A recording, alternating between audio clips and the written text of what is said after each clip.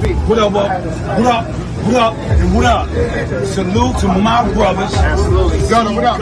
Tag, what up? My brother Tag. What we doing, Make OG sure you Wisdom? check out the OG Wisdom podcast. You know what I mean? Being live and raw from a Val Lagoon. Good show, my niggas. I love y'all. Most of our leaders come out of organizations. You have to be a part of an organization to be an effective leader. But how do we determine if you're an effective leader if you don't organize the people? You can't just grab the mic or your phone, get on YouTube and say, yo, I'm a good leader because I think I'm a good leader. You have to have a track record of organizing people, setting goals and agendas and getting them done. Yeah. Politicians I don't really like. The activism is different because, you know, you got a goal. It has nothing to do with politics. When you are activist, you know, it's for your people. Make sure y'all get ready to tune in to my brother, my big brother, C Gutter and Tag, new podcast, OG Wisdom. Better tune in to that. A lot of jewels, a lot of knowledge, a lot of lifestyle, a lot of street talk, a lot of hood tales, real stories. Check it out. OG Wisdom, Tag, C Gutter.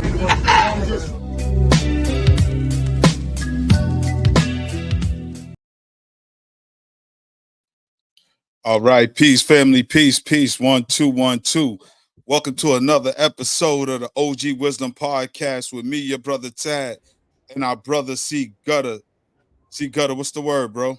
Peace. Yo, my joint I'm still not showing up. Nah, not at this moment, bro. The fuck is going on, God? Make sure you got your camera on your laptop. Is your camera on the laptop? Because I can hear you clearly. I just can't see you. All right. Yeah, I see your thumbnail. All right, family. While Gutter work out his text behind the scenes, I want to bring in our guest today, a recurring guest, a brother who really needs no introduction. Last time he was on, he flamed it, he lit it up. He had a product for the children to learn who our people are. It's our brother, Knowledge Born Allah of Do the Knowledge Radio. Peace, brother Knowledge Born. Peace, Uncle Tag. Can you hear me okay? I hear you loud and clear, bro. How you been? I'm good. Peace to you, peace to the family, peace to the OG Wisdom podcast where the OGs come to kick the wisdom. You understand? That's a fact. Yeah. And in a few minutes, we're gonna have our featured guest today, who our brother Knowledge Born hooked it up. Our brother Oba Ade Dayo. You know, he's gonna come in and discuss African spirituality. Me and him sat on the phone for a while yesterday, you know, just to chop it up, you know, get reacquainted, because we loosely affiliated. You know, we got a lot of the same people, but the age difference, you know, it's the little hood gap. You know what I mean? But he know a lot of brothers that are very near and dear to my heart. We was having a conversation and he brought up one of our brothers, my man in Juicy, and you know, he was just reminding me of some things, and it just took me back to a special place. So that conversation was therapeutic for me, brother Knowledge. You know what I'm saying? Yeah, family over everything, man. Family you over already know. Right. I always tell people, anytime I do a presentation, you know, and I do a slideshow, his picture is always in the beginning, and I always say I do it in his memory. You know what I'm saying? But how you been, brother Knowledge Born? I'm good. I'm tired, man. It's that time of the year. You see what I'm saying? It's that time of the year. It's the time of the harvest. You see what I'm saying? So whatever you were out there sowing, you're reaping the benefits of your harvest. So if you put out nothing, you got nothing to harvest during the harvest season. You understand what I'm saying?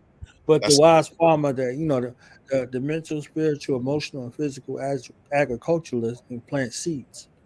So now you're benefiting from the harvest before we go from harvest to hibernation. You understand? So that's what it is right now. Feeling that. Years ago, we had our brother King Simon on here. Shout out to our brother King Simon. I get a chance to check out his page, King Simon Presents. And he was talking about, as well as my brother Blacksmith, we're talking about, the exposure. What we see going on right now is a lot of celebrities are reaping what they're sowing. Some good, some bad. I mean, the Tribe Called Quest finally was indoctrinated inducted into the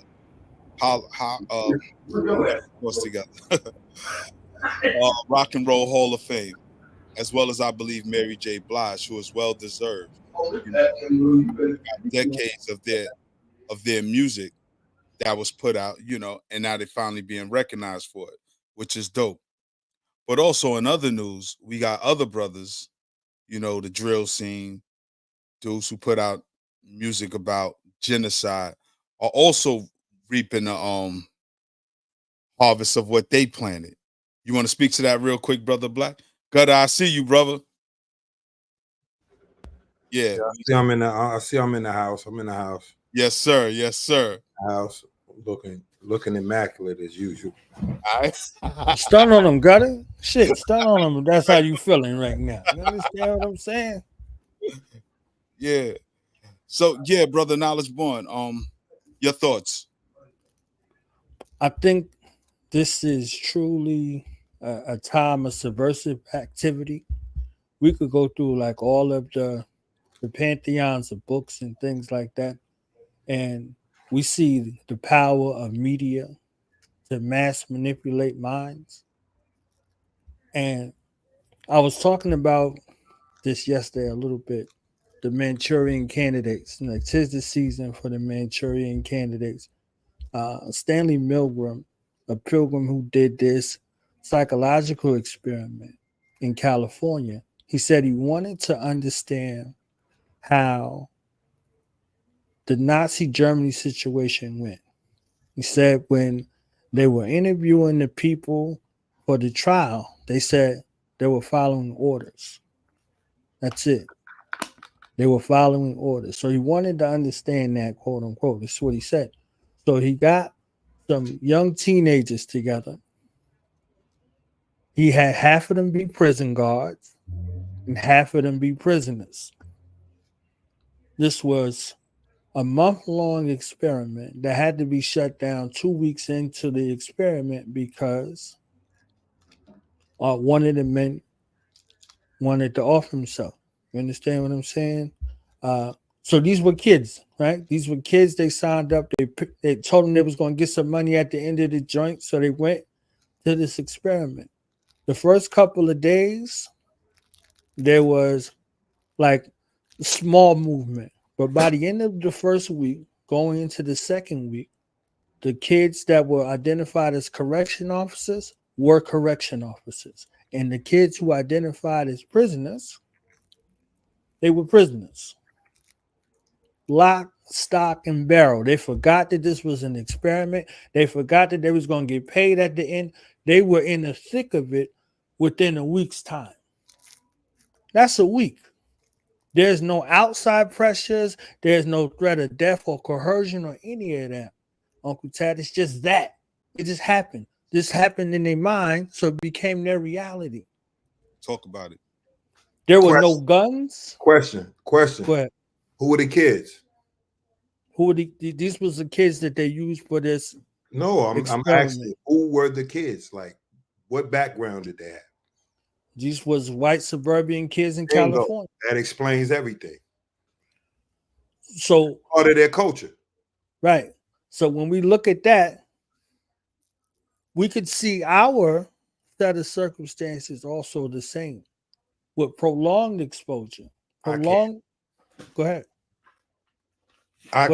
What I'm just saying is that's part of their culture is they follow bullies. That's part of their culture.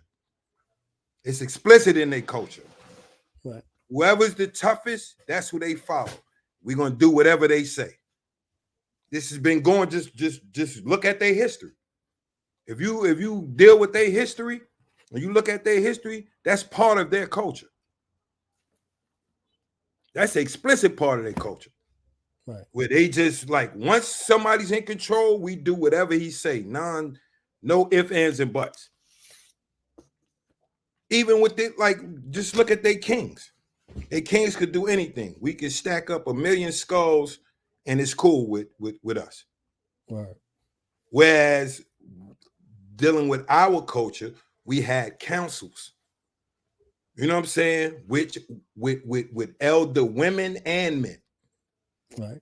You know what I'm saying? That these were the checks and balances of whatever ruler was in control. That's why I said that's part of their. That's why I asked a question, because that's part of their culture. Right. Yeah, well, they stole our culture, and this is why these conversations are important, because we have to reclaim our culture, because many of our folks are under westernized psychology. We're under the mental. We've been here over 400 years. Exactly. Under foreign occupation. So Yeah. the folkways. So this is what I'm saying, because Uncle Chad asked me about the question about the underbelly. Like, we're looking at us doing our best cosplay in regards to the image and after the likeness of this foreign occupation. So we took on the foreign occupiers' ways and we threw away our cultures and folk ways. That's why I'm glad Brother Oba's coming on. But we didn't really throw it away. We tried to have it in play. Matter of fact, in certain places it stayed, but not in its full authentic self. You understand what I'm saying? Right. But it endured in a lot of places. Just that even in America, like people like to say that it didn't endure in America, but where you think you get hoodoo from, or roots, or any of those things? This is what that was transferred with us when we were brought here illegitimately.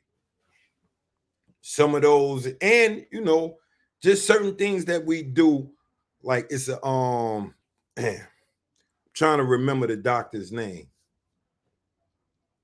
but he was talking about the imprint of memory on DNA and how we retain certain things that from the continent, from our ancestors, that we don't even think about. It's just second nature.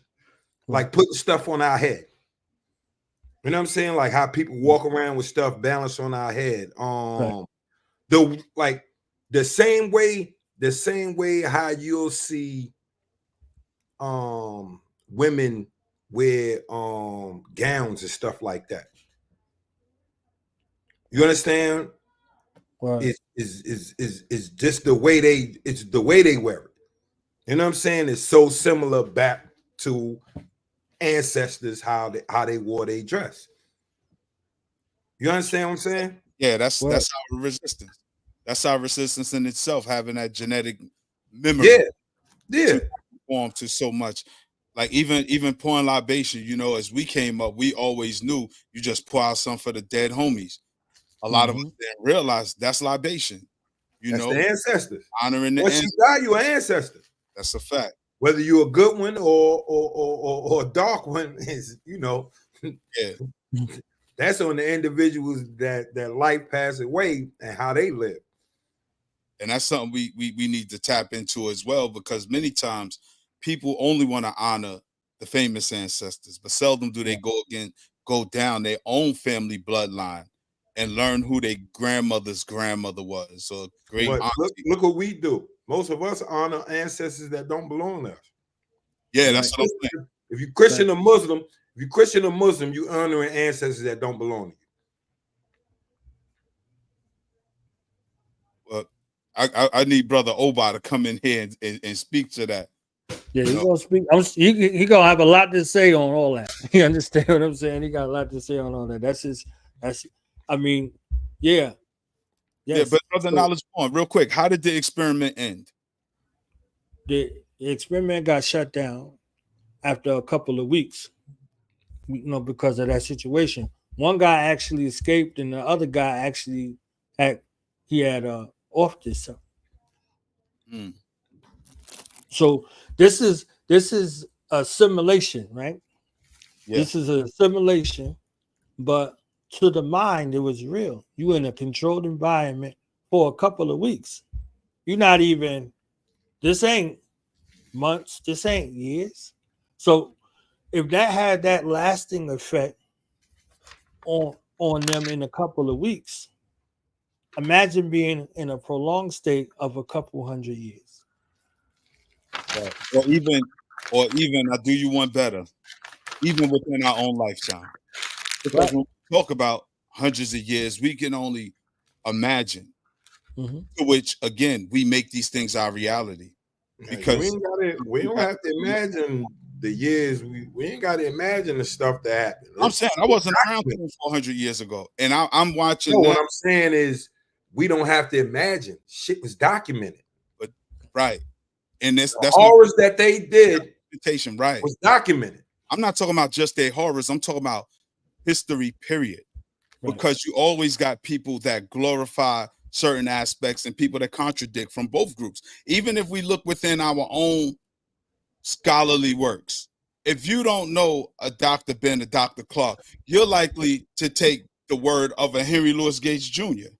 You know what I'm saying? If you don't know any better, because he'll talk about African history, but then he'll give it a skewed perspective and say, yeah, Africans sold black people into slavery, and that. Right. And that's what I'm saying. We always have to be critical of the information that we read, especially when we weren't there. The best thing we could do is analyze and critique our own life experiences, and you know, with a little research and study, and just introspective. You know, look into ourselves. Why do we make these our reality? Like Brother Knowledge Born, I'm gonna give you the mic, Gutter. But like Knowledge Born said, for these people, it was an experiment, but they made it their reality. Many of us caught up in the ghetto mindset, in the hood mentality. This was an experiment as well, and we've adopted it that my brother's life is less than mine, based on what? A value system that was given to us by the foreign occupying army. And we have to critique, why don't I like this brother? Why do I want his chain bad enough to take his life? And we have to start tearing that apart, because whatever happened in the past, we can't go back. We can't stop dudes from bodying Malcolm. We can't tell Dr. King, don't go out on the back. None of that we can do, even though I would love to have done any of that. We can only control what we can now. But okay, Gutter, you was adding on to that. What I was saying is like, if that's our problem. You said it exactly. Nobody wants to research anything. Right. I just had a discussion with one of the young homies the other day, talking about the disease of religions. You know what I'm saying? You know, he caught up. He a Hebrew Israelite, and I had to, just give him some history. Yeah. But what I told him, I said, for those that believe,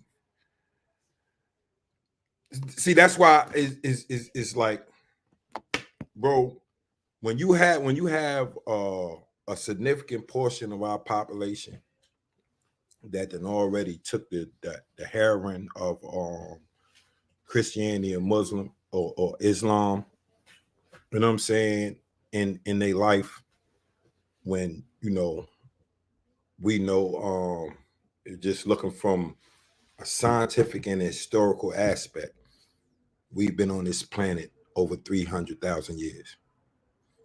They have settlements, civilized settlements of towns with grids that have been gridded out over 100,000 years ago.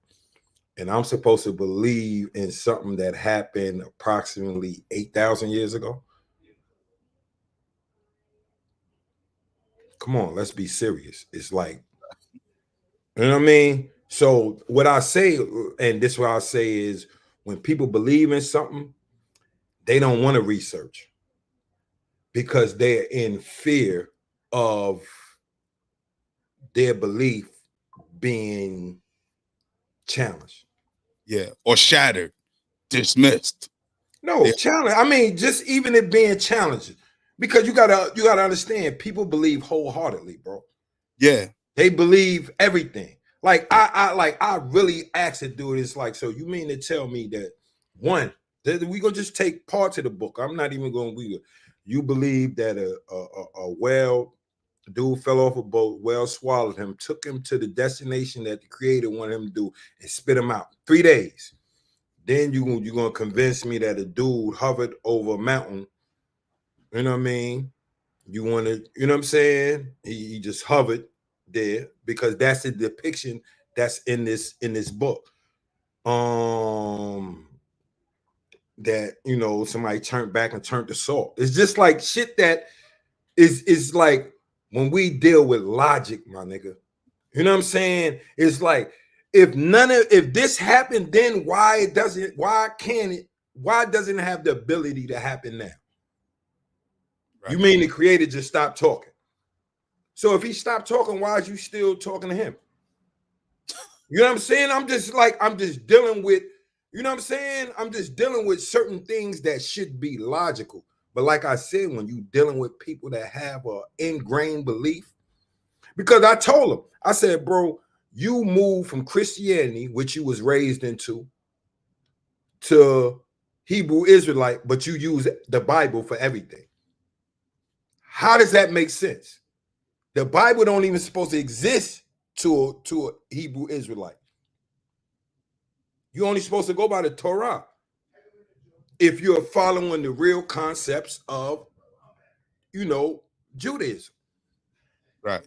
You understand what I'm saying? So these dudes, it's like, and then when you give them history, you ask them, all right, you ask a dude, so who was the Pharaoh when Moses, when they left? He'll tell you Ramses. That's emphatically no. You know what I'm saying? That's emphatically no. Just do your history, bro. You know what I'm saying? If dudes research, but like I said, it's the love of belief. You know what I'm saying? They want to take the onus off of themselves and put it on somebody else. Right. Because we done been through horror for X amount of years. But I think if it gotta come to a time then when you gotta put the onus on yourself, my nigga. And that's a fact. You know what I'm saying? We got to put the onus on ourselves. You know what I'm saying? Instead of waiting on somebody else. Nobody like Dr. Clark said this before I was born. We have no friends. Yeah. You want a friend, look in the mirror. Yeah, and I think nobody's coming to save us. And that's Dr. Ben been saying this, Dr. Clark and Dr. Ben and Ivan Van Sertima and Sheikh Antijak been saying the same thing for almost 100 years, bro. With numerous other people as well in their own ways. Yeah. You know what I'm saying? Because everybody might not see that, look,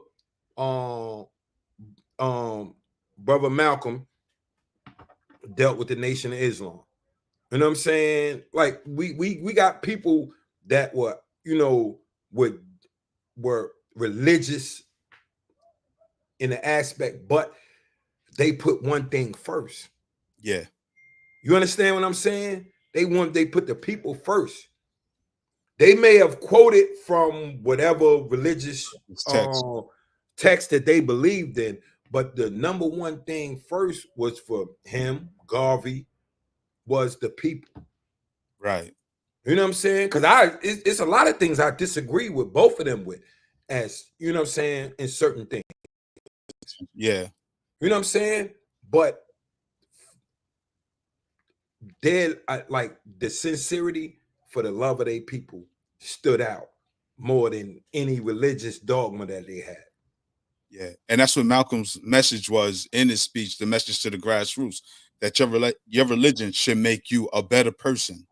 It should cultivate you to your highest spiritual level, just for a lack of better words, because Malcolm was Islamic. Not to cut you off. Yeah. Not to cut you off, but for me, your religion should instill in you a revolutionary for us. I don't care about nobody else. Like I said, like Tad, no. When I speak, I don't speak on nobody else but us. I could care less about anybody else. No disrespect to anybody, but until we can garner positive relationships outside of our community, we have to, strengthen our community.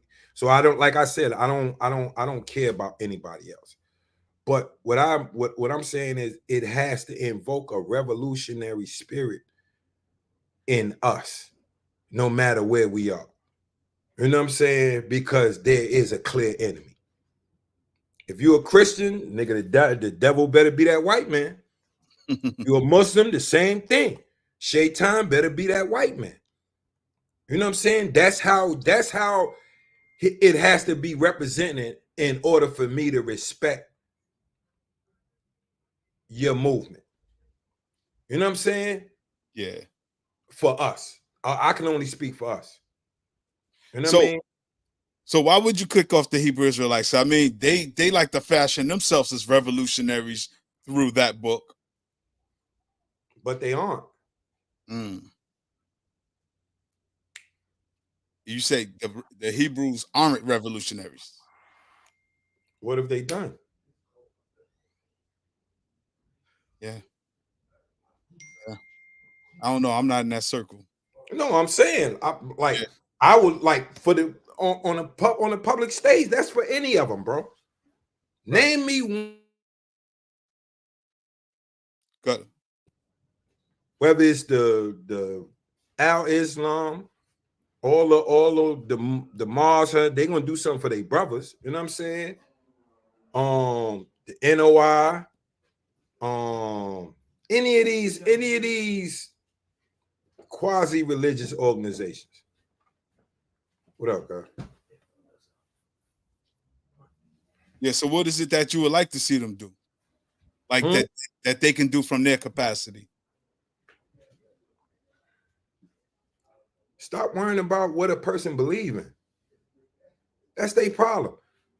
They only care if you want to listen to their story.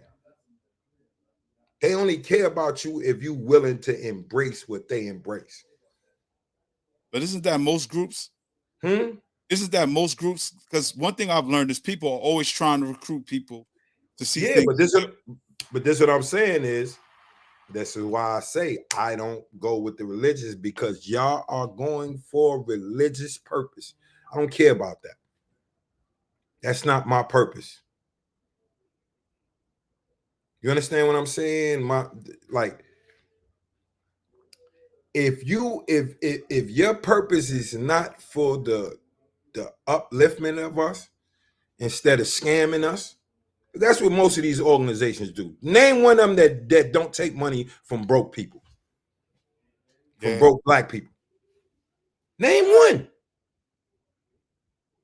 Everybody exploit the poor. Everybody exploit the poor. But you're right though. Because I had a sister.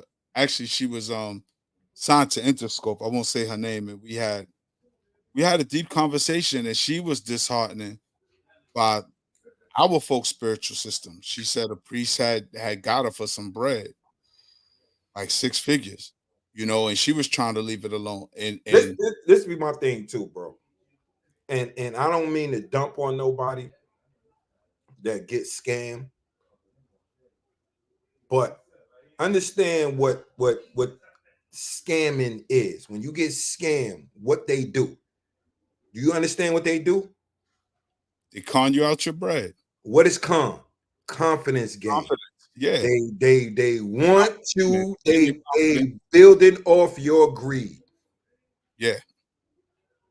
Let's remember that. So if it sounds too good to be true, it is.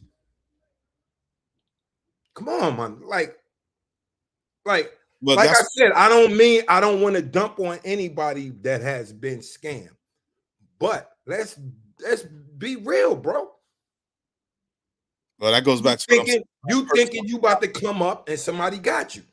He gonna tell you all type of fly. That's the same thing with giving the money to your pastor. What's the difference, my nigga? Yeah. What is the difference? Brother Knowledge Boy, what do you got to say to that? Anything you want to add on to that? Hey, it's a sales pitch, man. It's a sales pitch. We was discussing Clockers, the movie Clockers, the Spike Lee joint. It was a sales pitch.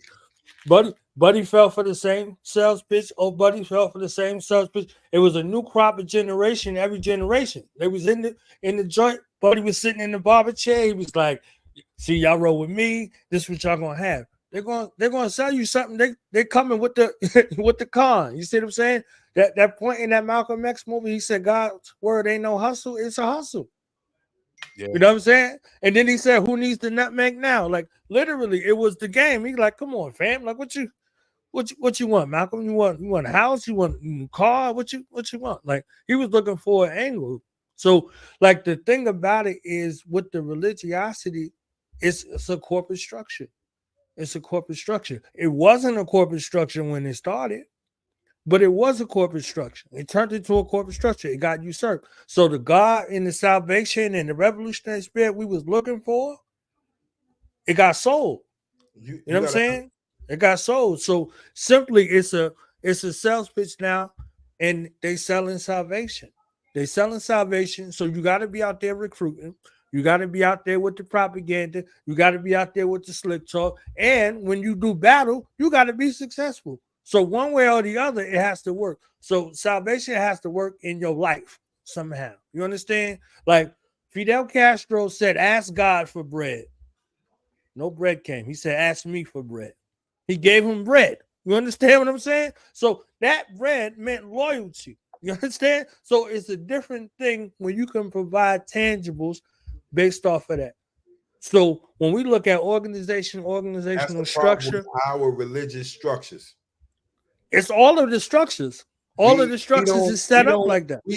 Listen, our religious, because even dealing with Islam and Judaism, there's a black section. You understand what I'm saying? It's a black section to everything. Right. But they don't bring tangible things to the flock. You understand what I'm saying? All they do is take from the flock. They don't bring nothing to the flock. Right. You understand what I'm saying? And another thing I just want to say is that like once they extracted the words from our spirituality, then it was no longer spiritual. Because you're dealing with people that's soulless. You understand? This is the Urugu. Right. We used to get together on plantations. This went on from once they got in control. Right. Of our spiritual systems. Right. So the Jesus on the wall came from the overseer that was at the Sunday service. Yeah, we used to gather together on Sunday, and that was a day off. So we would send messages through the songs, send messages of revolt, when to leave, when to stay, and also for people from other plantations to be able to come. That might be the only time they see their children. They could look at their children to see what it was. If they are right. Once the rebellion start happening, then they're like, hold up, we got to have somebody there watching the congregation to see if they could pick up any messages. So that man went from that man to that figure. So that figure is up there, like this white man is watching you. You understand? So it's the same psychology. So they falling down and praying and all this other shit. So when they see this image, they're under control. Yeah. They're under control. Because they know that power comes from the fact that he got that white skin. Until the lights go out. That's a game changer. That's a game changer. Yeah, they can't stand it. So yeah. Go ahead, Uncle Ted. Now I was gonna say, so the solution would be what? I mean, we abandoned this because many of our folks don't know what our system is anymore. So we abandoned this and do what? Because one of the things I like to tell people, and again, can only deal within our lifetime and the era around that. Most of our revolutionaries have literally been religious people, even in the westernized. And that's been the problem. Well, not for Dr. Khalid, not for Malcolm, not for Dr. King nor Nat Turner. These were That's why all of them. That's why all of them are dead. right, but they were dead because they were revolutionaries. They embodied the spirit of it. I mean, like aside from Nat Turner, the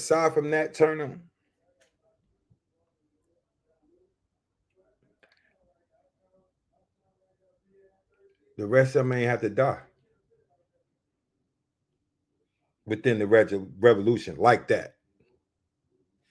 You understand what I'm saying? I mean, and it correlates directly with their religious practices. yeah. I wanna That's my point. It's like not to say that, you know what I mean,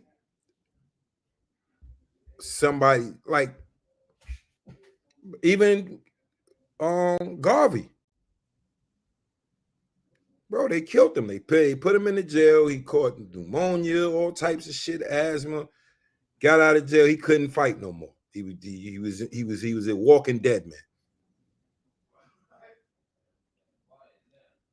All right. Sister Keisha says she agreed with you.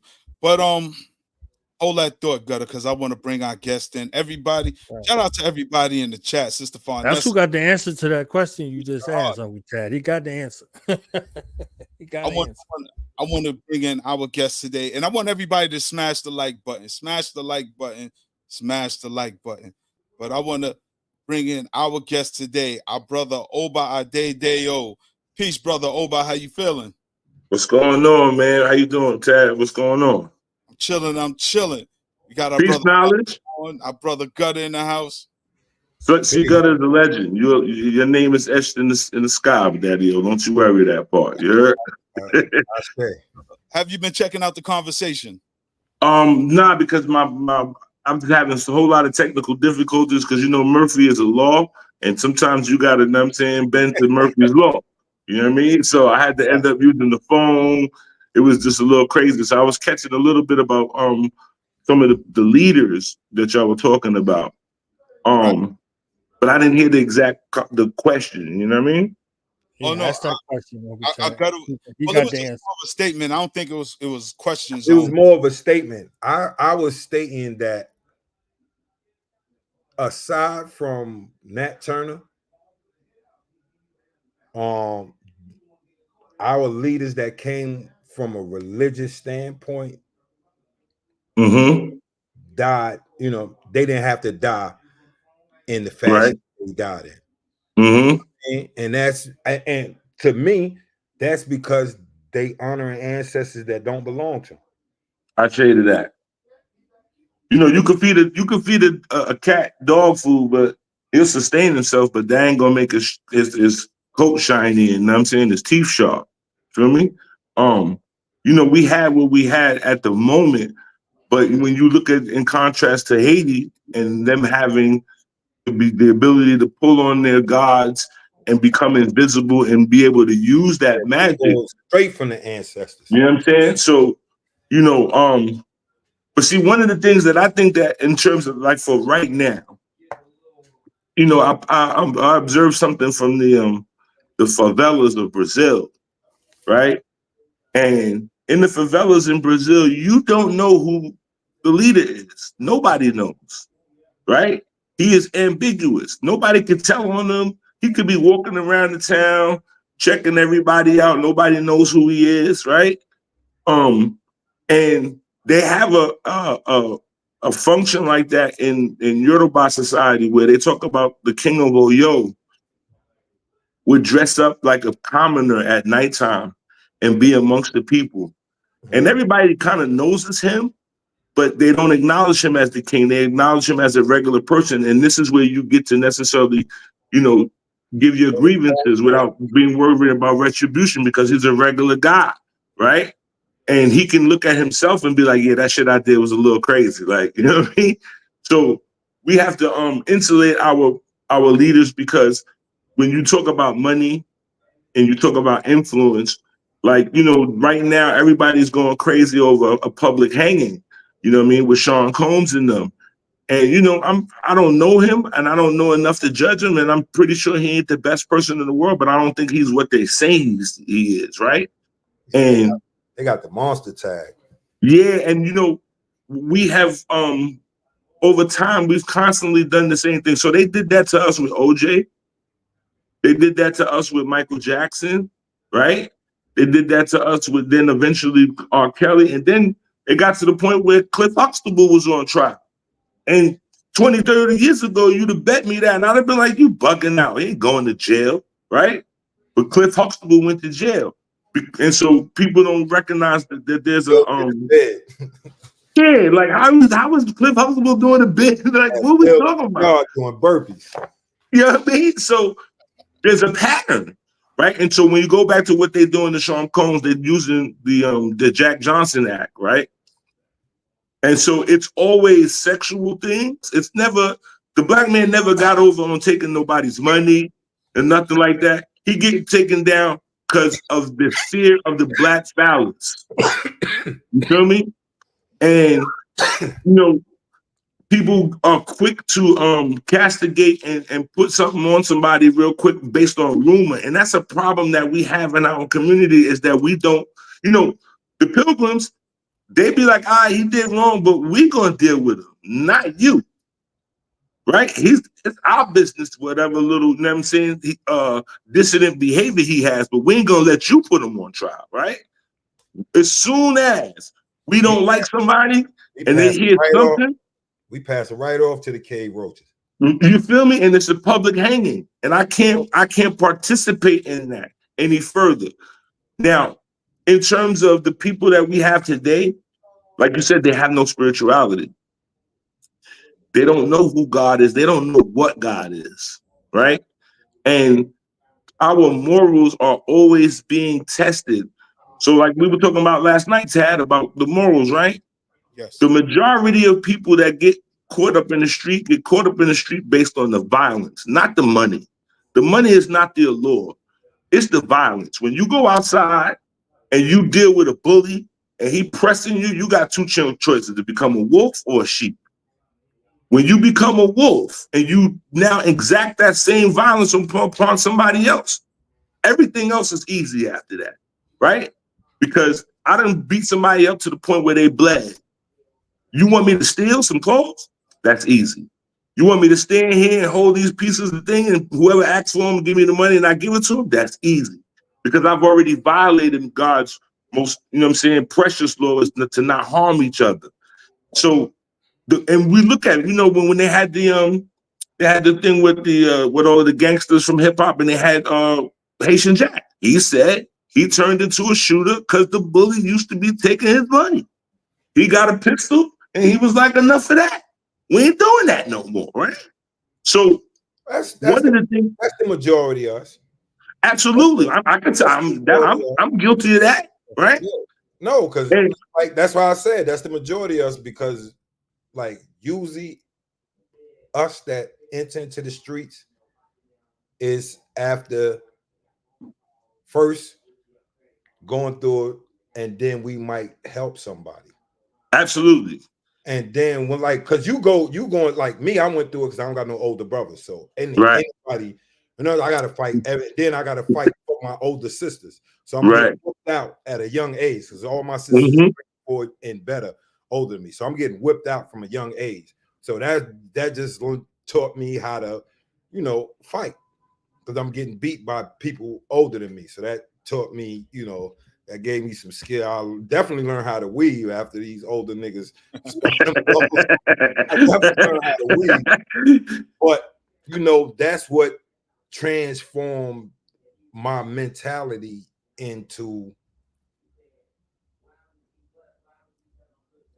like not caring, but caring less about harming somebody else. Absolutely. You find vindication in it. You vindicate yourself when you like, I gotta defend myself, right? And then you become numb to the violence that you become apathetic, and you can apply it to anybody at that point, like your whole life, right? I ain't fitting to be. You ain't gonna hurt me, right? And once you become, like I said, so then, like, I used to, as a kid, I used to be like, you sell drugs, what? Like, you know what I mean? We were saying no to crack and all that, and then they was like, yo, here, son, you gotta hold this pack, and you know what I'm saying? This is how you get money. And because I didn't necessarily did all kinds of, assaults and all that, this is easy. Like, oh, it's just an exchange. I ain't got to push it on you. You come looking for it, here, take it, right? And so all of the other morals began to fall to the wayside because the violence was the one thing that was like, because I was watching, somebody had a podcast, I think it was Foucault, and he was talking about the difference between shooters and stick-up kids, right? And people don't really understand that all of that kind of stuff got turned into one person in the late 90s, because there was a time when you had like the poppers pop and the breakers break.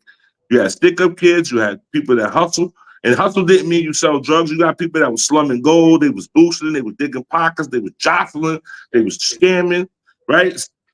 Playing 3-card Monte, all of that. And all of a sudden, everybody became a shooter, killer, kingpin. And rapper. Right? Like, word? Everybody sell drugs? Everybody's a shooter? Right? I think that, not to cut you off, I think that came really from listening to rap. Most definitely. And I'm one to necessarily and knowledge to tell you, for years I've been saying this, like even on Black Dot Show. We got to take responsibility for the heinous mentality that we propagated. No, right? That's a fact, especially our generation.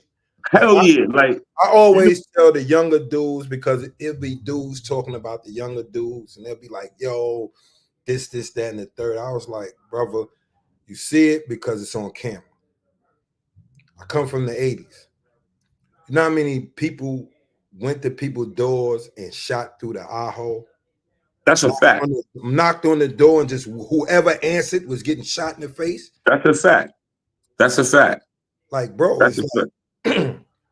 when you, no, but it could easily be 50 kids downtown, and we doing whatever we want.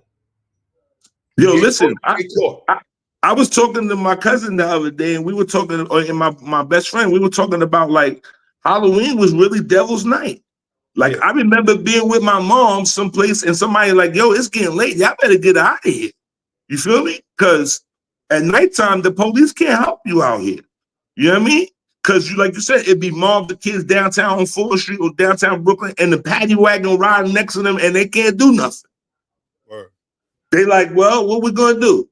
So we grew up in a post-crack apocalyptic world, right? So like, like the children of Hiroshima and Nagasaki, they talk about like all of the children that survived, they had to band together with, it was like 6-year-olds taking care of 4-year-olds, right? And our generation, like I said, I remember the style when they had flower pots made of tires up and down the street, right? Yeah. And there was flowers, and the empty lots was, you know what I'm saying, fixed up. Like it wasn't no garbage in them, that the lot would be locked off. It had the little chicken wire on it. And then I don't remember what time it was, but I woke up and all of a sudden it was crack vials everywhere, and women was looking crazy, and their windows was broken, and it was chaos, right?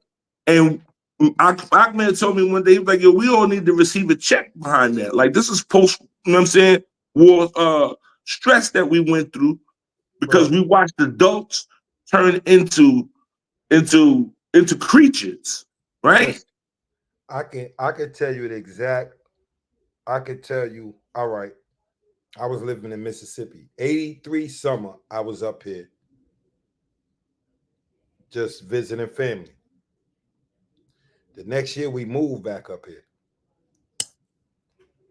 83, it wasn't it wasn't that you would see the dope fiends. Right. That's what used to scare the shit out of me. I ain't gonna lie. I used to see dope fiends. I used to tear ass, my nigga. what I'm No, saying? I understand.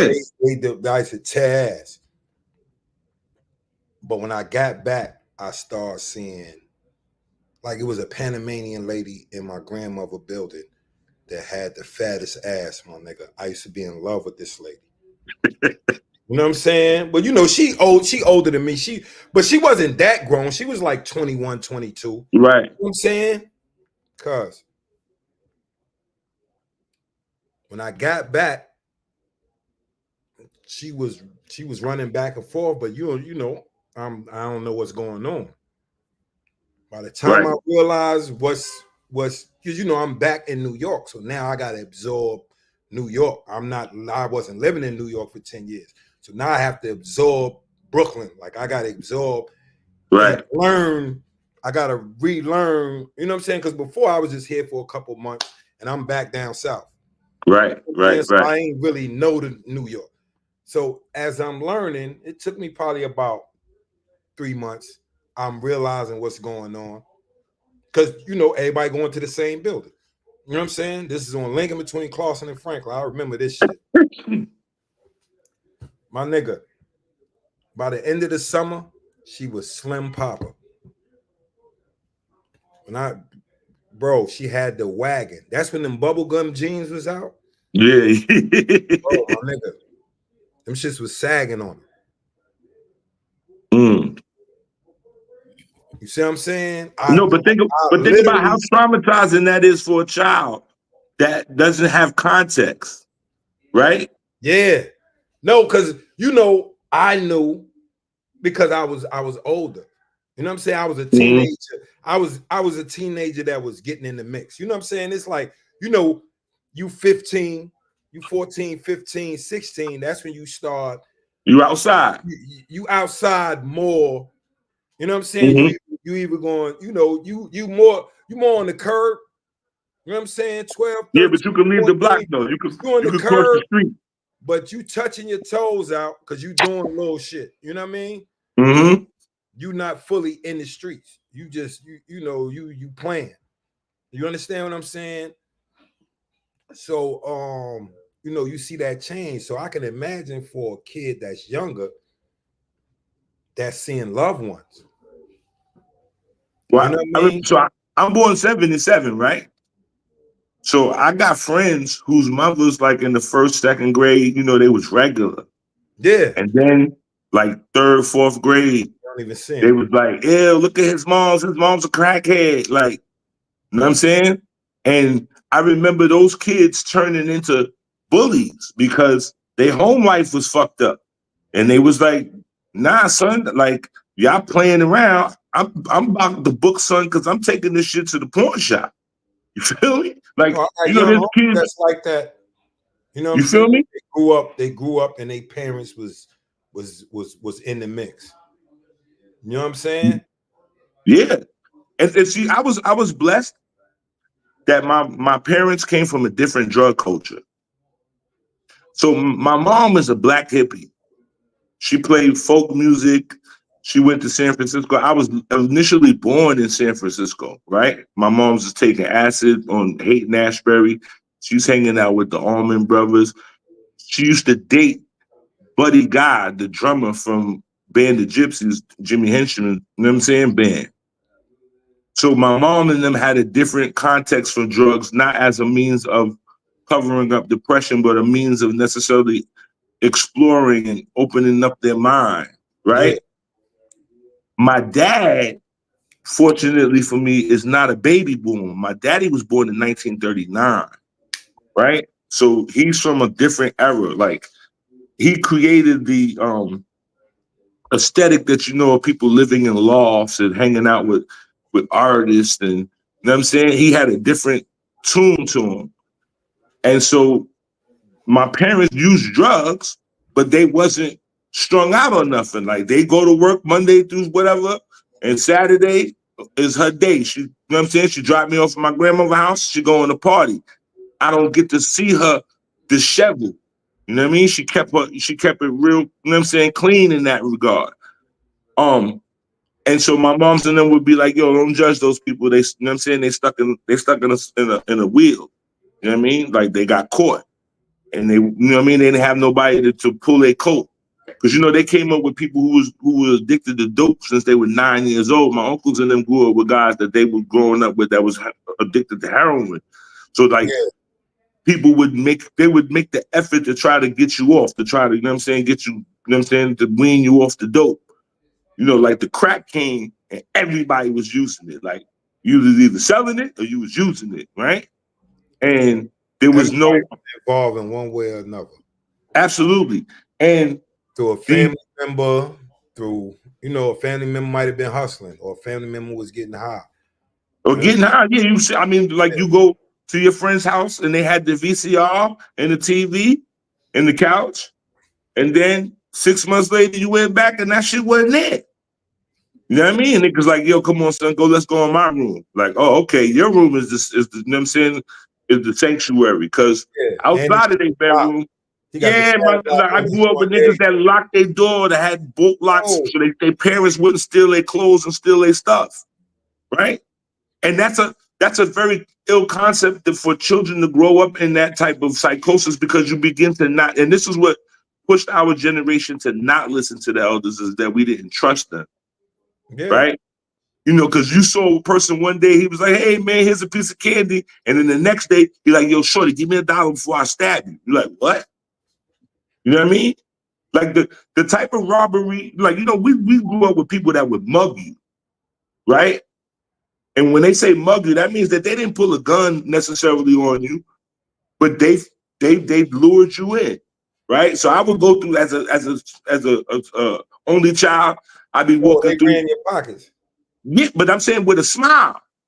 Like, yo, come here, shorty. Nah, chill. That's my little man. He walked me around the corner. He like, yo, son, take them sneakers off before I cut your pretty face. You like, oh shit, I didn't know a person could switch up like that. You know what I'm saying? Like, the smiles ain't really that warm anymore. So it became a psychosis of paranoia. Like, I don't know when somebody about to flip out. And then early on, like as I became an adolescent and niggas was fucking with that dust, and niggas would trip out, like a nigga you would be cool with, and then a nigga would be like, yo, son, I'll blow your head off in the staircase. And you're like, what? Like, oh shit, like I thought that was my homeboy. Like, nah, son he going through something, right? So you begin to have a paranoia about everybody. Like, nah, I can't trust you. And I don't trust but the only people that in my little circle who, if they hurt me, they brush me off. You feel me? Like, oh yeah, you got beat up, but now you good, son. Come on, you all right.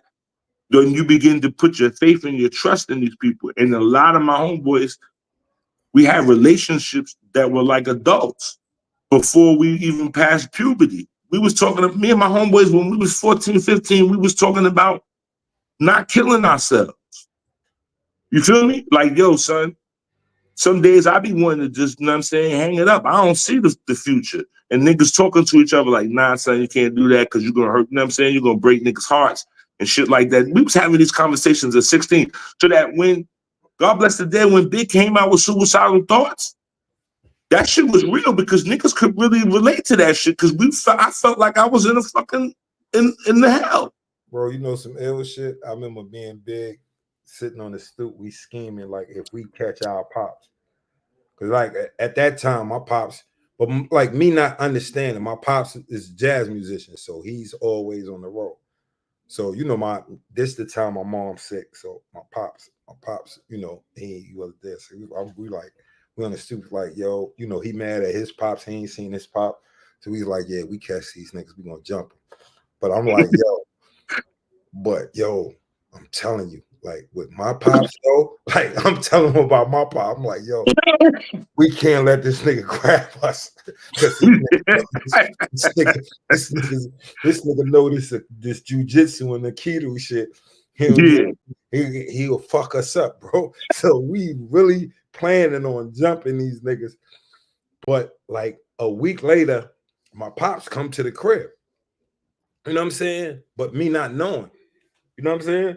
Mm-hmm. To the crib, he show up, boom, boom, boom, boom, boom, boom. You know, I don't know the things him and my mom's is going through. You know what I'm saying? Right. but they still actually married. They just were separated. You know what I'm saying? So my pops come to the crib, boo, boo, boo, boo, boo, boo. Me and Big did. I called that shit right off. I'm like, nah. What's up? This nigga who fuck us right up, man.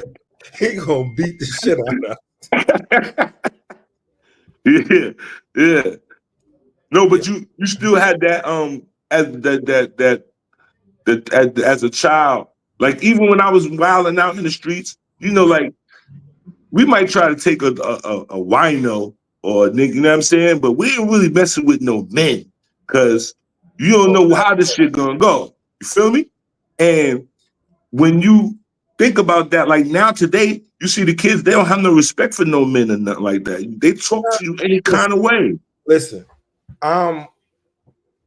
for real, I never had the young dudes violate. You know what I'm saying? Young dudes, like dudes will say, excuse me. You know what I mean? Oh, OG. Boom, boom, boom, boom, boom. Like, you know what I'm saying? It would be older young dudes that'll come out the mouth more than like teenagers, like dudes, like when the age and I'm talking about 15, 16, 17. Nah, them dudes, them young dudes, I think because you know you can read body language too. Like we read body language when we was little. Like this older dude, he ain't the one to fuck with. Yeah. You know what I mean? And it don't be on no me screwing them or nothing. I just, you know, normal facial features and everything. Is just, you know, they see me and it's like, oh, nah, this an older cat, like somebody that I will respect. You know what I'm saying? But they do respect certain people. Let me tell you something. The young dudes respect who stand on what they stand on. Oh no, most certainly. Because if they see that you inconsistent, they think they something sweet. That's why, like, when a lot of these older dudes that say the young dudes don't respect them, is because you don't. Number one, you don't show them no respect. You know what I mean? Because at the same time, it's like when you was young, if an older dude ain't show you no respect for no reason, just like disrespect you for no reason, you're gonna disrespect him back. Oh no, I'm on his top.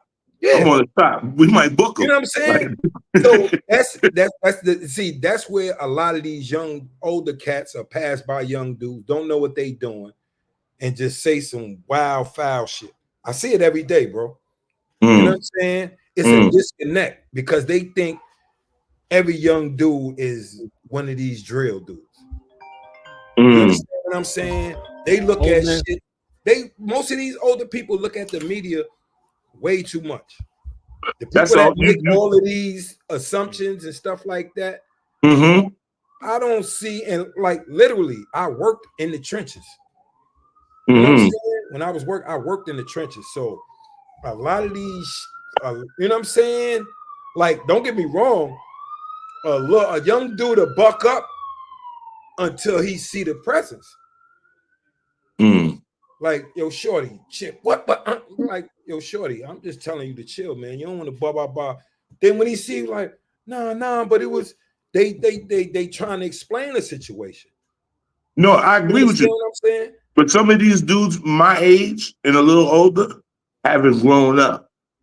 Yeah. They still think that they 17, 18. And that's what that be the problem. It be the older dudes that think a younger dude gotta respect him because he's older, and you acting like you they age. Yeah, you trying to knock the same chick. You trying to date the same chicks as them. Or you trying to move like them. Like, I'm gonna move like my age, my nigga. I just turned 55 a couple of weeks ago. You understand what I'm saying? I'm not trying to act like I'm 25. No, you know, I'm acting like a 55-year-old. You know what I'm saying? I might dress like I wear sweats. That's all it is. I've been doing that since I was young because I played basketball. I just love sweatpants. So I wear sweats a lot. I don't even really wear jeans. I wear sweats a lot. So that would be the only thing where somebody assuming that I'm trying to look younger than I am. But other than that, I act my age, my nigga.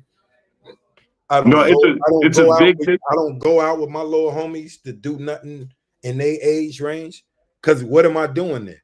I look like a jackass. No, this is what I'm saying. I'm talking about like, right, if I go to my hood right now, I call the people there leftovers, right? Because that's what the pilgrims call you. They got like little blogs and stuff when they be gentrifying the neighborhood. They be calling certain blocks. They tell with the amount of black people, they say they leftovers. Wow. And there'll be dudes in my hood like they older than me. They was outside before me. And you outside smoking weed with young niggas that's 16, 17 years old. Like you bucking out. You drinking alcohol in red cups and smoking weed on the corner with kids that are old enough to be your grandchildren. Like you bugging out. Nah, son, I don't smoke with them. Like there's a line that I expressed with them, and I'm a grown man. Myself. Right, but even so, like, you have family members, and I might have a little cousin, and he, you know what I'm saying, he got his man. Like, nah, yeah, I can't. There's a certain line that even my parents and them, you know what I'm saying. Even when I got to a certain age, that I was smoking. My mom's would be like, nah, dude, you can't smoke with me. Like you know what I'm saying? We're not friends. You feel me? We're not social. You do what you do, and we do what we do over here. You know what I'm saying? And too many of these dudes, they dress, like you said, like you wear sweats, but I'm talking about they got dudes, they 50 years old, they got their pants hanging off their ass, they got Balenciagas on. They like, yo, son, you look like a clown. Like, you look like Peter Pan, you know what I'm saying, broke out of the fucking nursing home or something. Like, what are you doing? You can't. Then you putting the what's the shit? What's the color shit? What's the name of that shit? The Beijing. Yeah, niggas throwing the debate. Bro, I'm 55. I'm cool with my grades. You know what I mean? I work too hard to get mine. I earned every last one of them. That I get indignant in the store if they ask me for ID. I'm like, what? Like, man, I'm too old to be asking me for some damn ID. Like, don't disrespect me. Too hard for mine. I'm not trying to stick mine up. Yeah. So, you dudes Beijing and making fake hairlines and like this is ridiculous, my nigga. And it makes us, and those tropes, they use those tropes to define all black men, right?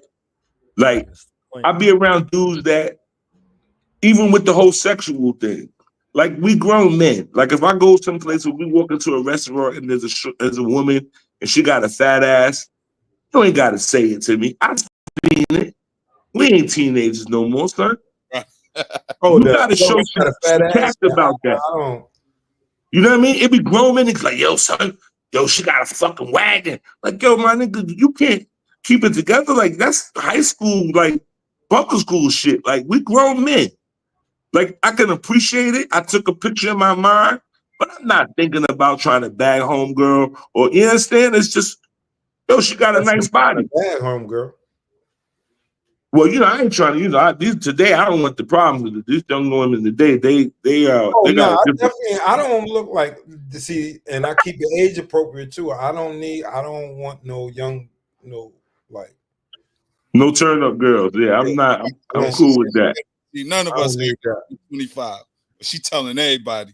Yeah, I don't. Yeah, but what do you talk with these women about? Like, what are we gonna have a discussion about on the same level? You understand? Like, you're a child to me. Still, regardless of whatever your age is, your mentality is still not up to par to me for us to be in the same vicinity without there being some type of circumstances. You know what I mean? But me being around a woman that's in her 20s or early 30s, yeah, I feel like I'm slumming. Like I'm like, what am I doing with this baby? Because she still doesn't have the same context or experience that I had. Yeah. Brother Oba, real quick though, because I know, this is a dope conversation, but I definitely. We getting out of what we was supposed to be talking about. I definitely want to dive into this African spirituality. Let's talk about it. All right. I want you to introduce yourself to the people. Okay, so because I'm gonna give you the context and let you fly. All right, so introduce to people who you are, your qualifications, and what you what brought you to the level that you are? Because I know you're a priest, but I want you to explain it to the people who may not know who you are in your Okay. function. So, my name is Oba Oyuma Talib Olukayode. Right? That was the name that was given to me at birth. My mother is the child born after a set of twins in my family. So in 1968, my uncle went to a Black Power conference with a brother by the name of Omar Umar and the New Black Africans, and he saw a man by the name of Walter King there, who became known as Osurgemin Adefumi. And in this lecture, he said that the true religion of the Black man was voodoo. And my uncle heard this. He must have been about 18 years old. He was in college. He thought this was most profound. And he started to do his research, and one of the books that he came across was African Philosophies by Sheikh Anta Diop. And from that, he started doing his diligence. So that by 1968, he had met a guy by the name of Ade, who was a priest, who was a direct priest from one of the very first priests that were not Cuban, that were initiated in Cuba. Her name was Asunta Serrano, or Saunco. She was a Puerto Rican woman. And Adeosi gave my uncles their first initial initiation process, which is to receive what they call the eleques, these beads that are given to you as not necessarily protection, but they give you license that someone's deities or their orishas are looking over you in protection of you. They received their eleques in 1968 on Palm Sunday. And when they came home, my grandmother was in the kitchen and she felt their presence.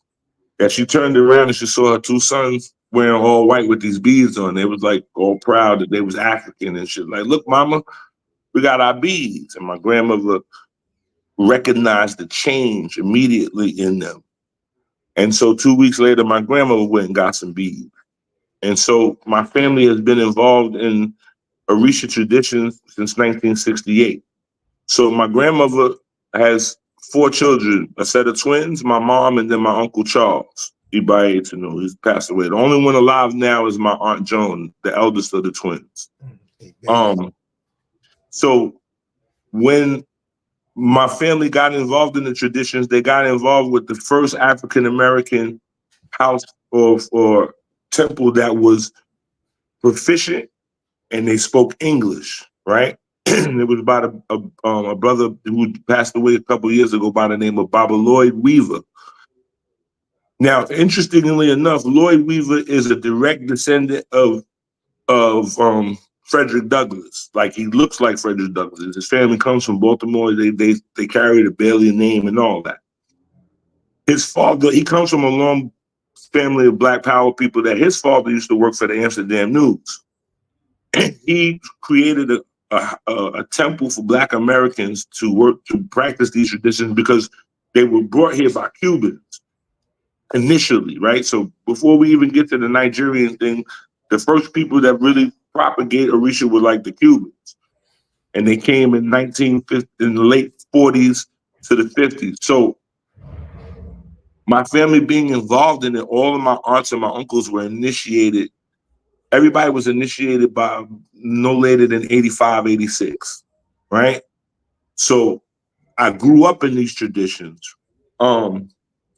So with all the madness that was happening in Brooklyn, there was these little hubs of God in these brownstones, right? So Lloyd Weaver lived on Macon between Tompkins and Troop. Down the block from him was a famous another priest by the name of James Hawthorne Bay, Chief Bay, who goes in, like, these people, everybody that I'm talking about, these people go back into Black Renaissance, right? They come by way of either intellectualism, like scholarship, or by way of the arts, either dance and drum. So my entire family was initiated before the 90s. I grew up in the tradition. Now, my best friend's mother was a very prominent priest. She used to have a house on Quincy Street between Marcus Garvey and Lewis. Her name was Osei Chow. Her son was my best friend, and she was my godmother at the time. That's who took care of me. So when we're growing up, they were having a ceremony in this house, and they said the next person that walks in the door has to be initiated. And it just so happened it was my best friend. He had gone to the store for somebody. And they didn't make the diligence to get him initiated. And I ended up going to jail. And when I came home from jail in 1994, he died from subsequent gunshot wounds he received in August of that year, earlier that year. And if you go down Marcus Garvey, he's on a mural on Madison and Marcus Garvey. It's two young guys painted on the wall. And him and my other best friend is on that wall. Marcus Garvey. Right across the street from 44 Park.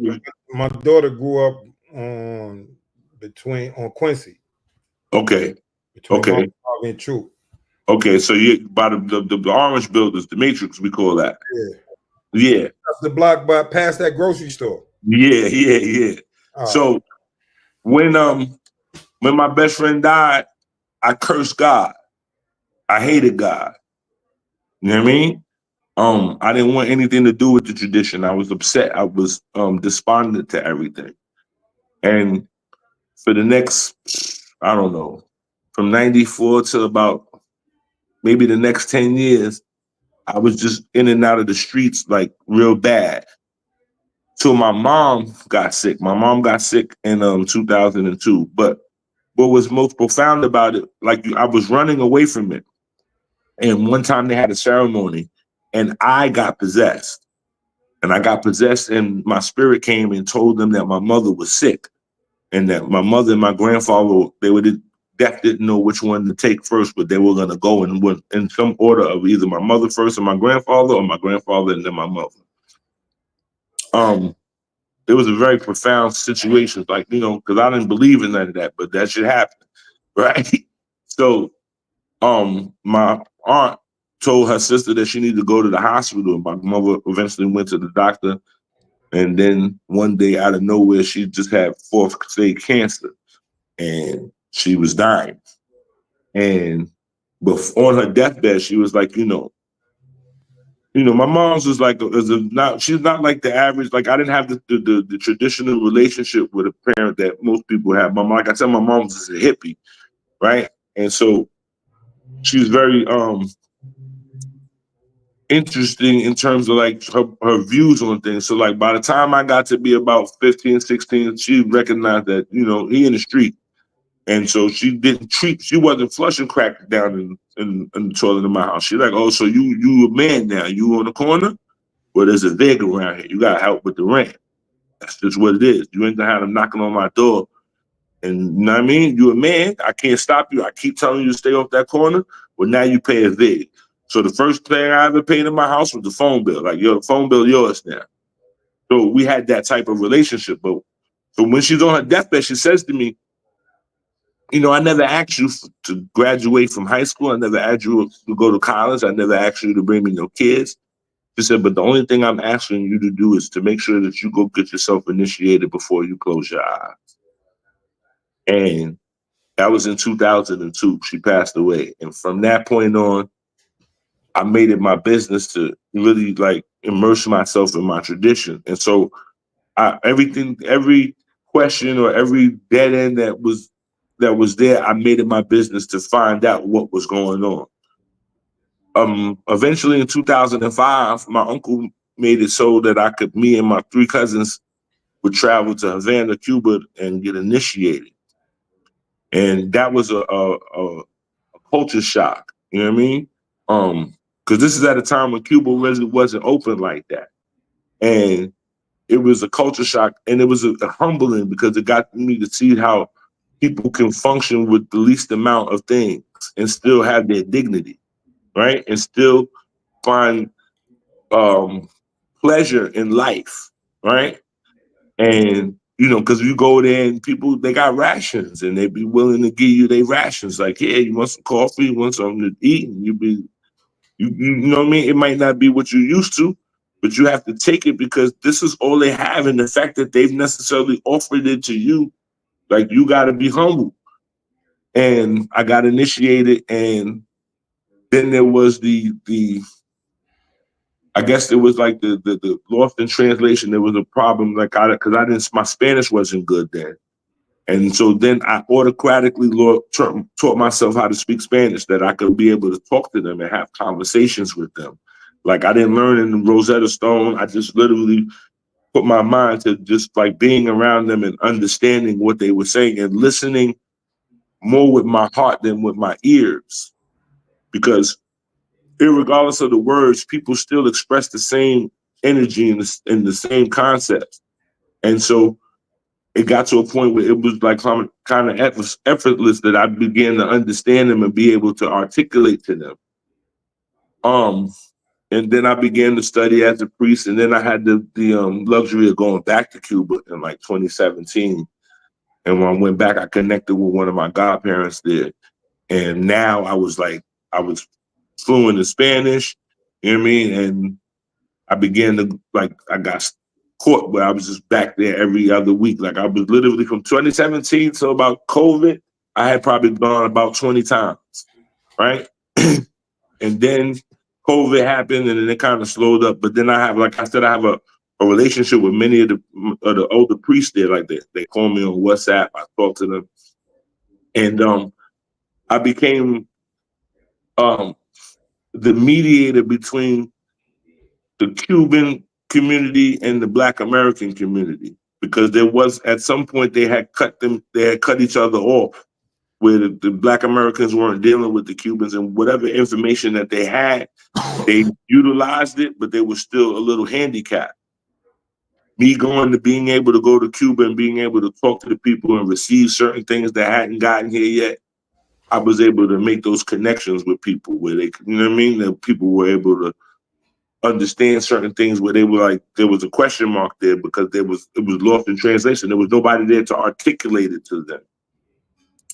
And so after being initiated and so on and so forth, I took up the well, it started because one of my friends, my man Chris, y'all know Chris. You know Chris? Yeah. So Chris got initiated with my godfather, and we got real cool. And Chris was like, yo, you got to talk about this because there's people speaking and they're not speaking the right information. And I started to, get involved and start to do small little lectures and, appearances. And somebody on one of the, I think it was Ambassador Assar, we did a show. And somebody was in like buttfuck Kansas or Wisconsin somewhere. And the person was like, well, how can I participate? And it was a conundrum because I'm like, I don't know nobody out there that does that. You know what I mean? So I took that concern back to my uncle Ibae before he passed away. And we had these long conversations about, he was like, about what Black people needed in terms of edifying themselves spiritually. And my uncle was like, spiritualism. And I was like, what you mean? He was like, because it doesn't require a culture shock. Like, we're not killing no chickens. You know what I mean? You don't have to wear white. There's no hierarchy. It's really about your spiritual abilities. He says, and it don't cost nothing. All it costs is the glass of water and the candle. And he used to say that to me all the time, like, because he would come to my house, he'd see my altar, there wouldn't be no water in the glasses. He'd be like, you see? He'd be like, now you know why you're going through what you're going through. And I'd be like, man, fuck them glasses. He's like, glass of water and the candle gonna save you.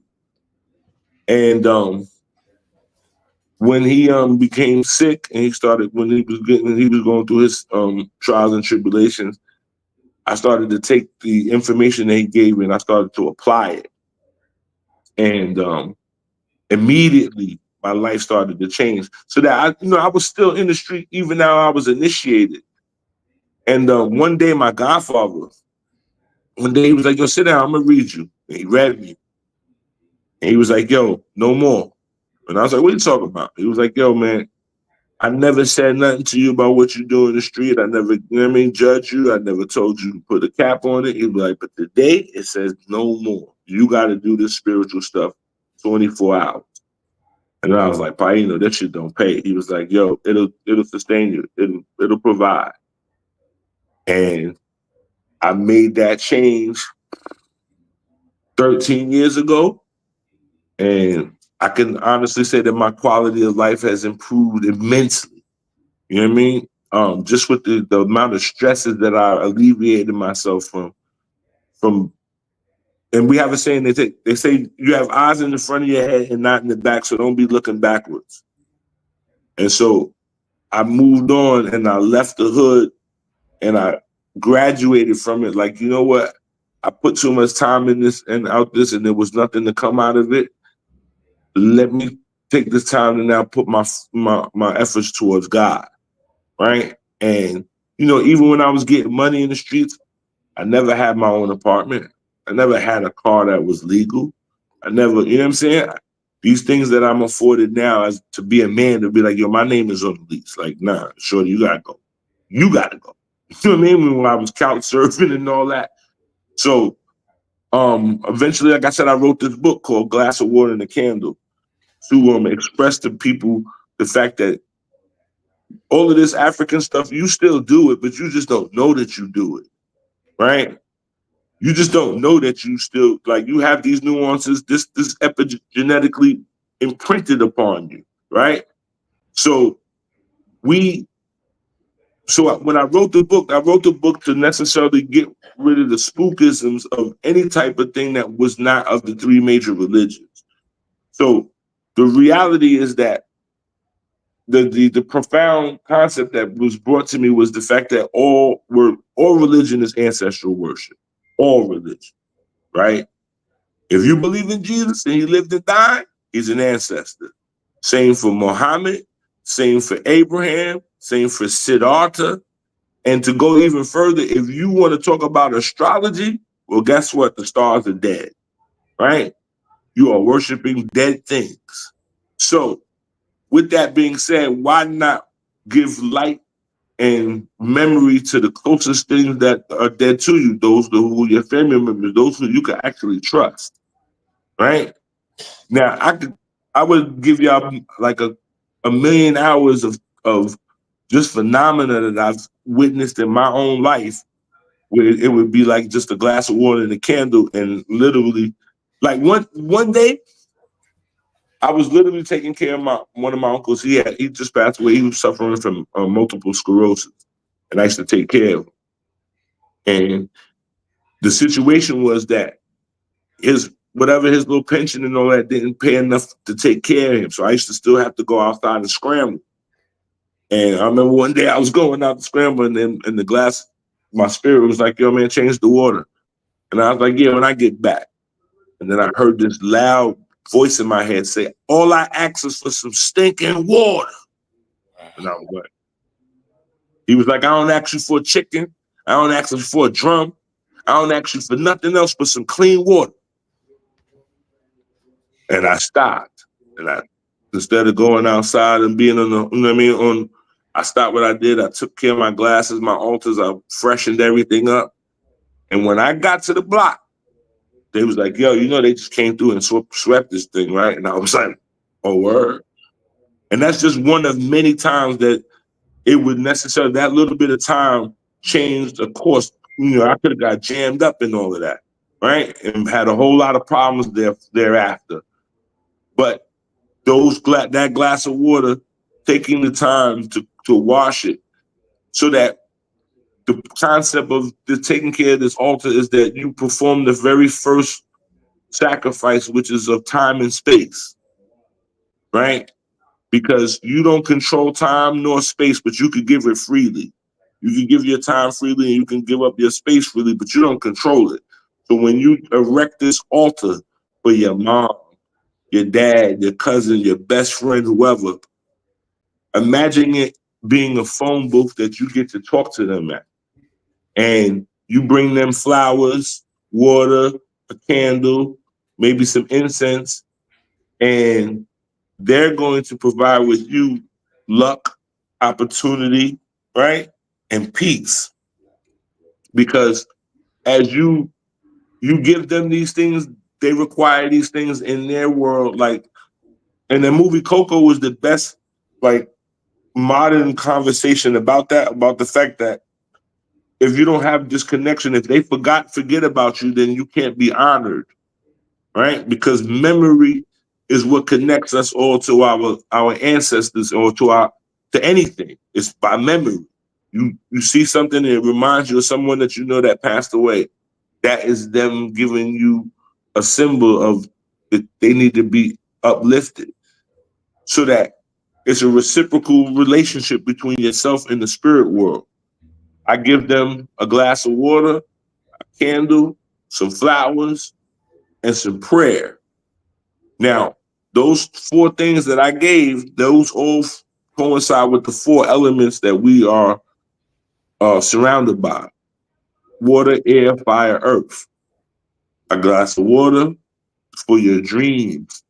Then they say when you dream, the water is there because you swallow in your dream while you sleep. Even when you're sleeping, you swallow. You put the flowers for your sense of earth because your sense of smell is attached to the concept of the element earth, right? Then you give the candle obviously for fire, but it's to see. And then the prayer, which is air, so that you can hear. Now you've just given these 4 components to the spirit world to explain to them how they have to interface with you. So by one of these 4 mediums, you can come talk to me. I might see you in a dream. I might see your apparition. I might hear your voice, or I might even smell you, right?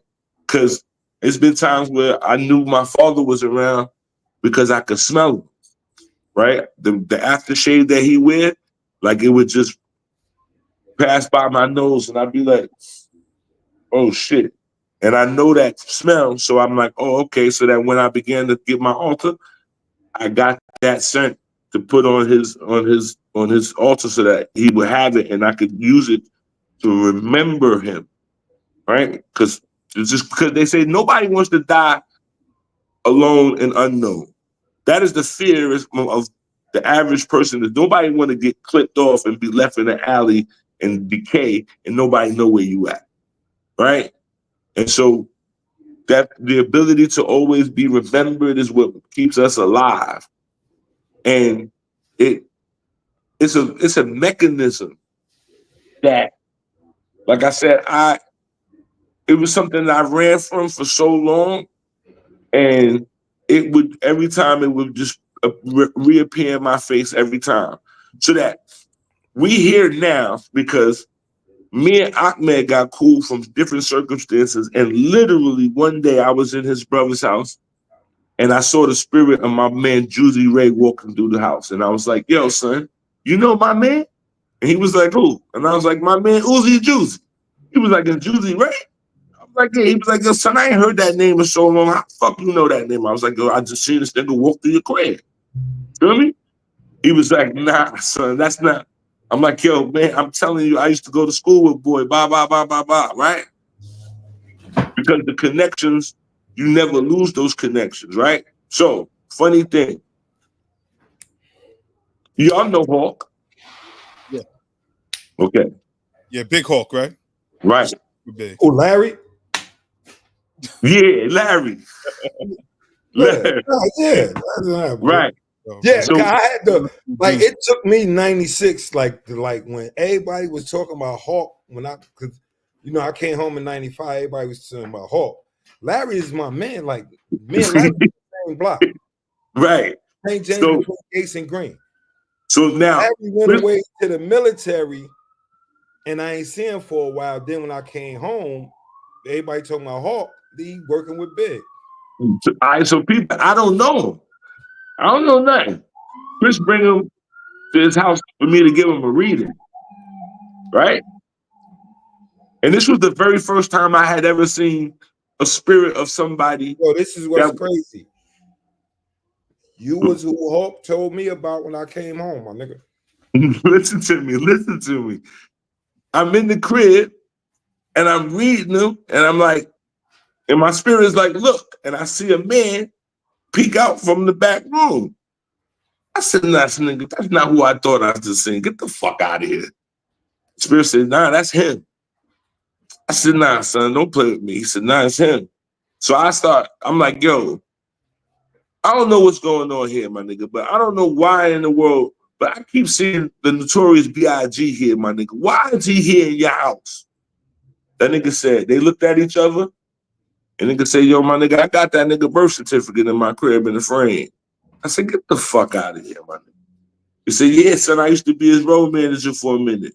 I said, yo, my nigga, I'm telling you that nigga's here. Like, he around. He was like, well, what he's saying? I'm like, the nigga saying that whatever it is, he's like, yo, he ain't got no, you know what I mean, no smoke with you. You know what I'm saying? He love you. Yeah. The nigga was like, yo, son, I was like, yo, you gotta understand this shit's fucking with me, my nigga, because I never seen no shit like this in my life. That's because Hawk bounced that bread. You feel me? Talk about that bread. That's crazy. Yo, I ain't got no smoke with you. Yo, listen. So now understand that was the first time that ever happened to me. Like, I was like, I thought I was tripping. Like, my nigga, I done smoked some weed. I'm sitting here giving this nigga a read, and I don't know what the fuck is happening, right? And this nigga's like, no. And then that later on, he showed me the birth certificate in a frame. It's Christopher Latore Wallace. I was like, look at that. He said, that nigga ain't had no ID, son. I used to have to use this to get on the plane with him. I said, get the fuck out of here, right? Now, then me and Hawk are connected like 10 other different ways that I didn't know. Like, we know like the same people, and you know what I'm saying? Like, sometimes you miss people because you might not have been there that day, but you know the same people. You feel me? Mm-hmm. And that shit was so profound because, like I said, like, you know, you think it's just in your world. And then something that is fun, because I seen Big like one time in my life. I think he was like on the side of S&D smoking a blunt or some shit like that, right? And I seen the nigga and I was bowed down and shit, you know what I'm saying? But at the time, I was still a hood nigga. Like, yeah, we ain't fitting the fan out because of you, my nigga. Like, you the guy, but all right, my nigga, keep it pushing, you feel me? And so I was like, I don't have no connection. Why is the spirit showing? Why is this man here? I don't understand. But that allowed me to understand that this wasn't just in my world. This shit was all connected. You feel me? And so now, like I said, today I ain't gonna hold you. I live a good life. I don't get into nobody's traffic to go to nobody's plantation. I gotta argue with Mr. Charlie. You know what I'm saying? Or Miss Ann. You know what I mean? My rent gets paid. I'm not booking nobody. I don't do anything to anybody that they don't, you know what I'm saying, that they didn't ask for. I live peacefully, right? And I can honestly say it's because of the attention that I give to that altar. You feel me? Because if I'm having a bad day, I'll come in the crib and I'll look at my glasses are dirty. I'm like, oh, all right. You know what I'm saying? I'm moving too fast. Let me slow down. Let me take this time to wash these glasses and set this up and meditate for a minute so that I can resort things out. Yeah, I want to ask you a question, right? Like, because you see the shit where you see apparitions? Mm-hmm. I've been seeing that shit since I was a little nigga. So hold on. Before you even go, like, what's your birthday, when I got October 2nd. But when I got stabbed, bro, like I told Moose this shit. Bro, I was blanking out and Big was shaking his head no.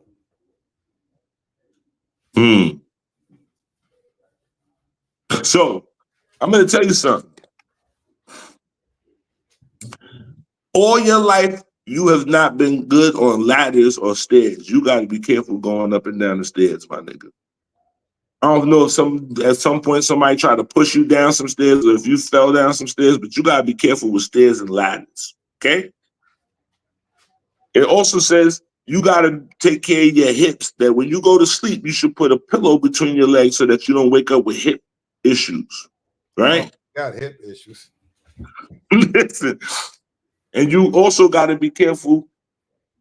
Your mind, it says that your mind is stronger than you know. If you think about somebody, 2 days later, you'll run into them. If you think bad thoughts about somebody, like, I hope that bro get hit by a truck, you'll hear a couple years later, yo, you know, such got hit by a train. you'd be like, right? Because it says that everything starts in the mind. The people that have that, that's why you went gray very early in your life, right? Yeah, I've been getting gray since I've been having where first strands, then a patch, then shit started just coming everywhere. Okay. As a teenager. The most important thing, it says that don't ever watch other people's children. Okay? Don't let somebody leave their child with you or whatever. Nah, you take them with them, because they said there's this thing where it talks about there's a lot of spiritual energy around you, right? And it's wise and it's very stern, right? So like you're not used to kids that's climbing all over the fucking couch and wilding out. That shit bothers you. You be like, yo, you don't get your kids, man. What's wrong with y'all? Right? You know what? But the odd shit is I love like little badass kids. You love them. I love them. But don't watch them. No, because what happens is I try not to watch them for too long. So there's a story. It's a story about this dude named Maywa, and he was a sorcerer, and it was his job to take bad spirits off of people, and he would put them in this closet in this attic that he had. And he was a good dude. So one day, a family had suffered from a fire, and they needed a place to stay, and they had a daughter, so they came to stay with him, and he allowed them to stay with them, and then they got it in their mind that he would watch them so that they could go try to search for employment. And he agreed. But he had one rule. He said, listen, don't ever go up that ladder to that attic. Right? And one day, the little girl got curious because from down up, she could look up and she could see shadows coming from the attic. So she became curious and she climbed up the ladder. And when she pulled the sheet back, what she saw frightened her so much that she fell back off the ladder and she broke her head. And when the parents came to find her, they cursed Maywa because they was like, "Oh, this is not how we left our daughter," right? But not considering the fact that their daughter was succumbed to curiosity. This says that people in your situation, when they were born, their father might have had another woman, and that woman cursed the new child because she didn't have a child with the man. You feel me? And this is why this person, sometimes they find themselves like right about everything's about to go good, and then all of a sudden the fucking train come and knock shit the fuck down. You feel me? Yeah. And that, so I could definitely see my pops spanking something and her getting mad. Yeah, and then she find out your mom is pregnant, and now she's like, dude like me. No, that's real shit. Let me tell you, it says you got to be careful that you don't make your own monsters. You know, like what's that shit? Ghostbusters, when they're on the roof and they be like, "Don't think of nothing," and they could be like, "Oh shit!" They're like, "What's that?" It's the Stay Puft Marshmallow Man. So you have to necessarily take control of the things, and so that you gotta be careful. Don't go to sleep and the ID channel is on and they're talking about serial killers and all that kind of shit, right? Because that shit will poison your mind, and your mind is powerful enough to manifest things that it just heard about. Feel me? Because the reality is, so I'm gonna show you how powerful your mind is, right? We all know you had a situation, right? But that shit could have been worse. But it was because when the shit was going down and they was trying to put the fucking puzzle together, you was like trying to make that shit go away. You was trying to fucking wish that shit away. Feel me? And the situation could have been worse, right? If you had not put your mind on it. I promise you that. I promise you that. You understand what I'm saying? Shit, it definitely was looking nasty. right? And you, Both sides, because I had the state case first, right? and they was talking about the 15 to life. That's before they knew that they didn't give me my persistent hearing. So the day when it was a moment when you was sitting in the cab when you made a decision that you was coming home. It was a turning point. It was something that happened with, and not necessarily happened. It was just something in your mind where you was like, "My nigga, I'm done with this shit. I gotta get the fuck out of here." Feel me? And then your situation changed from that point on. You feel me? So you got to be careful with people coming and taking too much. We have a saying: after the bacon is fried, how much fat is left? Don't give too much of yourself that you don't have nothing left for yourself. You feel me? Real talk. And this is why this goes, and the reason why I'm going into all of this is because you see spirits. So they talk about people like us. Before we walk into a room, we should jiggle our keys so that we alert the spirits that we coming through, because we walk in between two worlds and you might sneak up on a spirit. You feel me? Yo, this was crazy, right? I saw my grandmom's like a couple of weeks after she passed, but I ain't know. You know what I'm saying? We ain't even know. Like, I'm still down south. I'm living down south. So I come out my room, going in the bathroom. My grandma's walking up the hallway. You know what I'm saying? And this is before she transitioned. This before I knew she transited. This before Right. she tried. Okay. She probably transitioned like a couple days before. Right. No, this is what I mean. She just came and smiled at me. Listen, that number that you got with you is so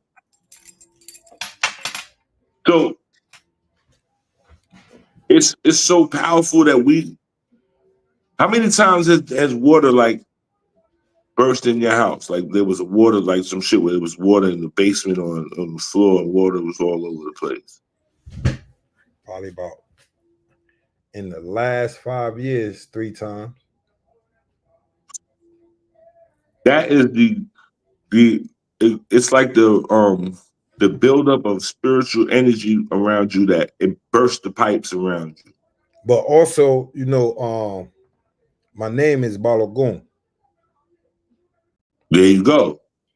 So you're the general. And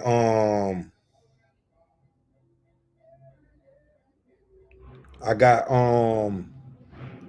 like being that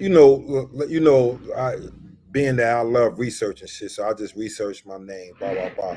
So that's how I decided to study Ifa. Okay. You know what I mean?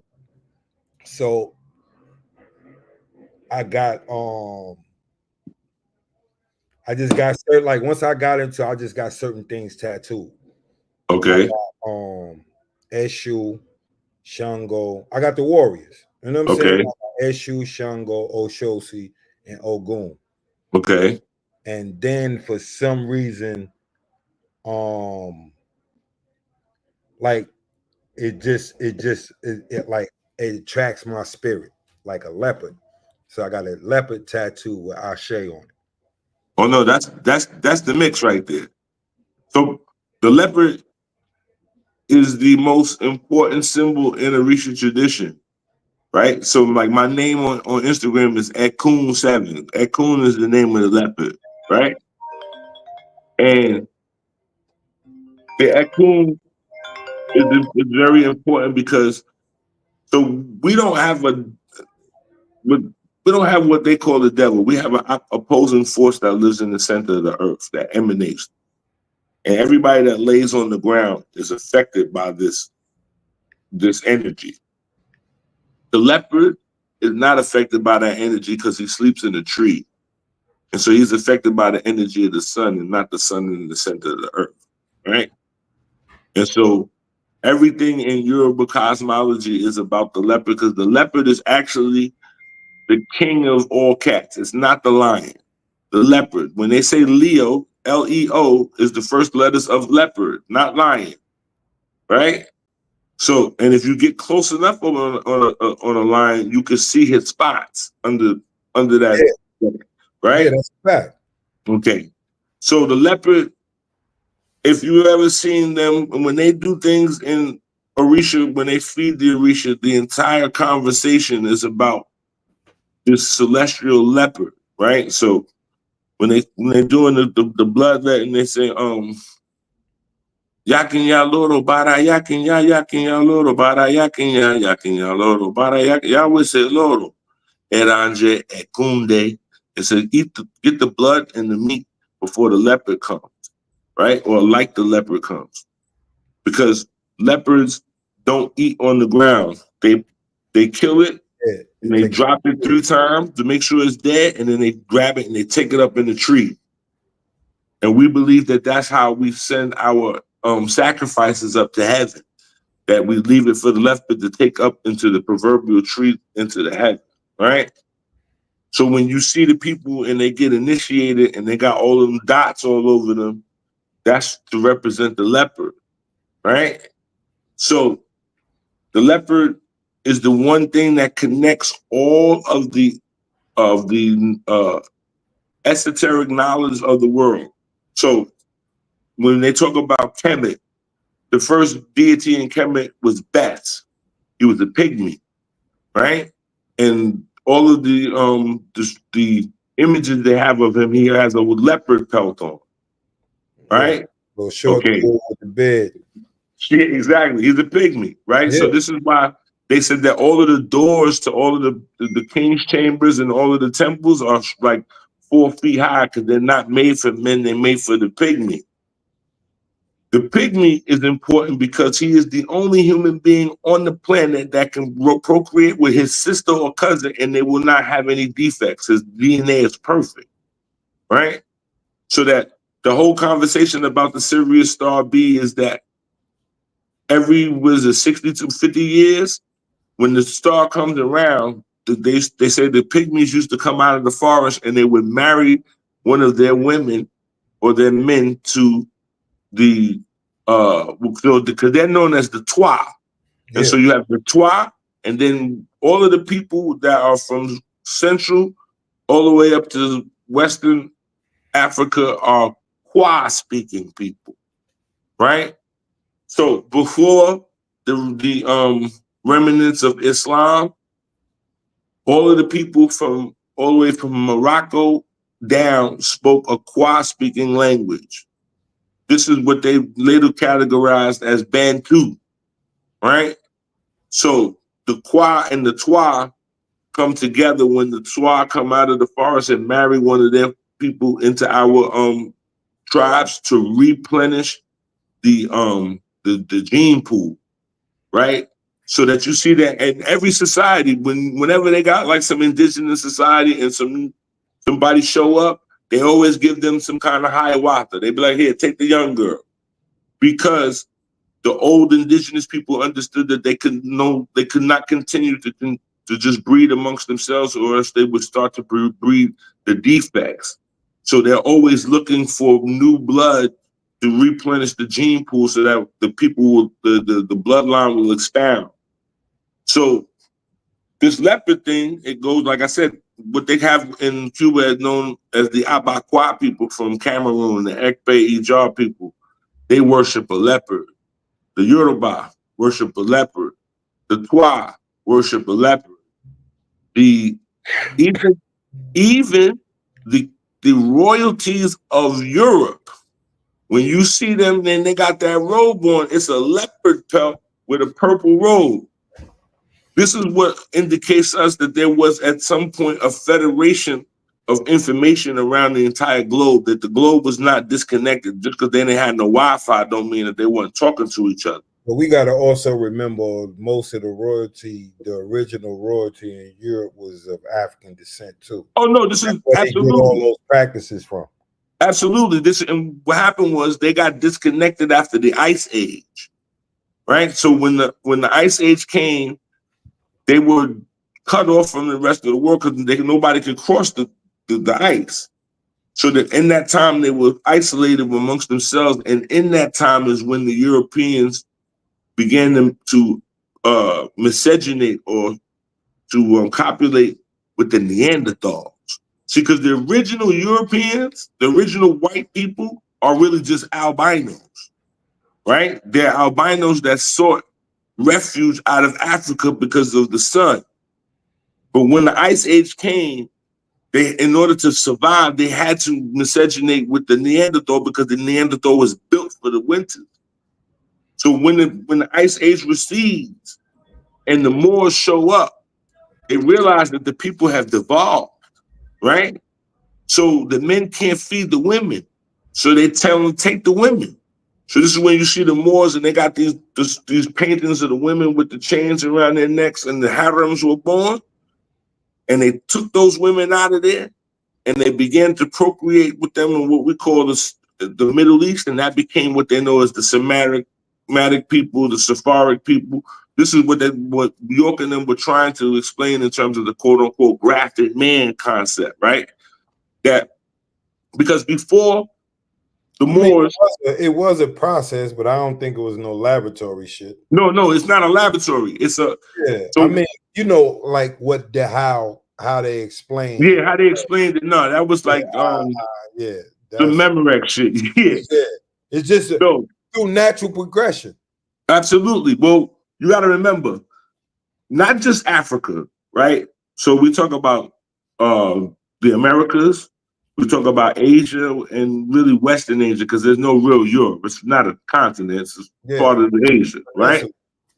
So Peninsula Asia.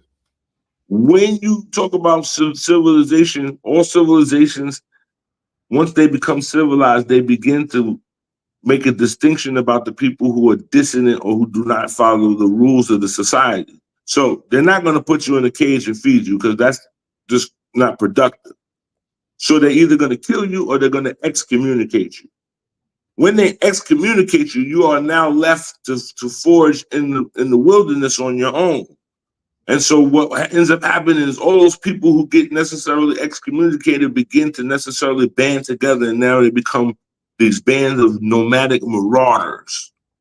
They don't have any women with them because you can slap the women up when they don't act right. There's no need to excommunicate them, right? So you got a band of men who are like living like on some Lord of the Flies business because they're out and they have no society. So over time, we build walls to keep them out. So this is why you see there's the Great Wall of Benin. There's the Great Wall of China. Keep the Mongolians out because they keep sacking the joint. Somebody gave them a job. Somebody was like, you know what? We're going to give them a job. And this is how they became the traders and the trade routes were born. Because they're the nomads. You can't really carry goods from one space to the next safely because there's a bunch of marauders out in the wilderness who, if they see you, they're going to sack your little, you know what I mean, your little caravan. So you give them the job. Look, you take these berries over there and bring back the collard greens, whatever it is, the exchange is. And in that, those people, when they come to those cities that they're not allowed in, they're in the outskirts. This is when prostitution is born, so that the civilized society allows them access to the women that are barren. They can't have no kids, but you can sleep with them. While you're here and while we're fixing up the next caravan for you to take and get out of here, and you can have your little weight. And we'll give you a little bit of church. So this is a very Yoruba concept. We have an Orisha by the name of Oba, who is the wife of Shango. And she's afforded the credit of creating writing and arithmetic. And the reason for this is because she is an Orisha of grain.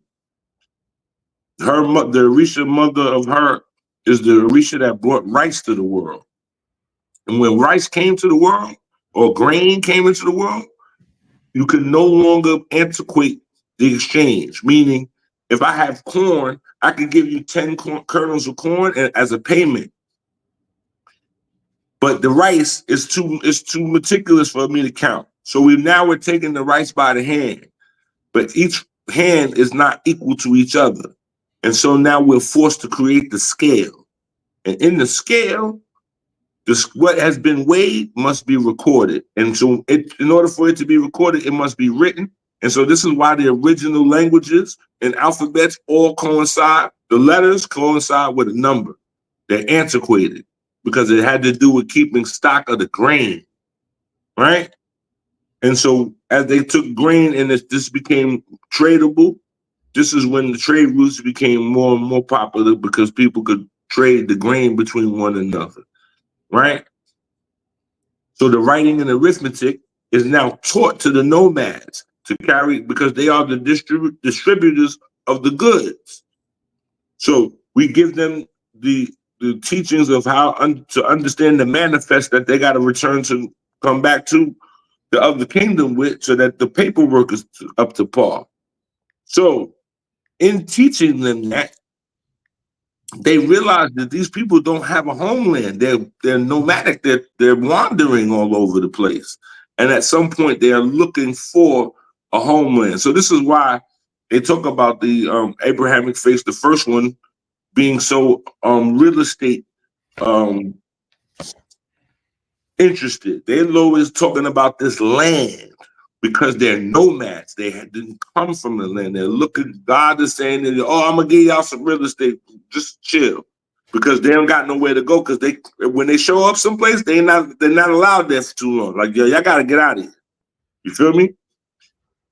In them creating a homeland and now having this system of writing and arithmetic, they become the bankers, because the bank is pretty much just a fort where you leave your gold and I can say that ain't nobody gonna come in here and take it. I got this, right?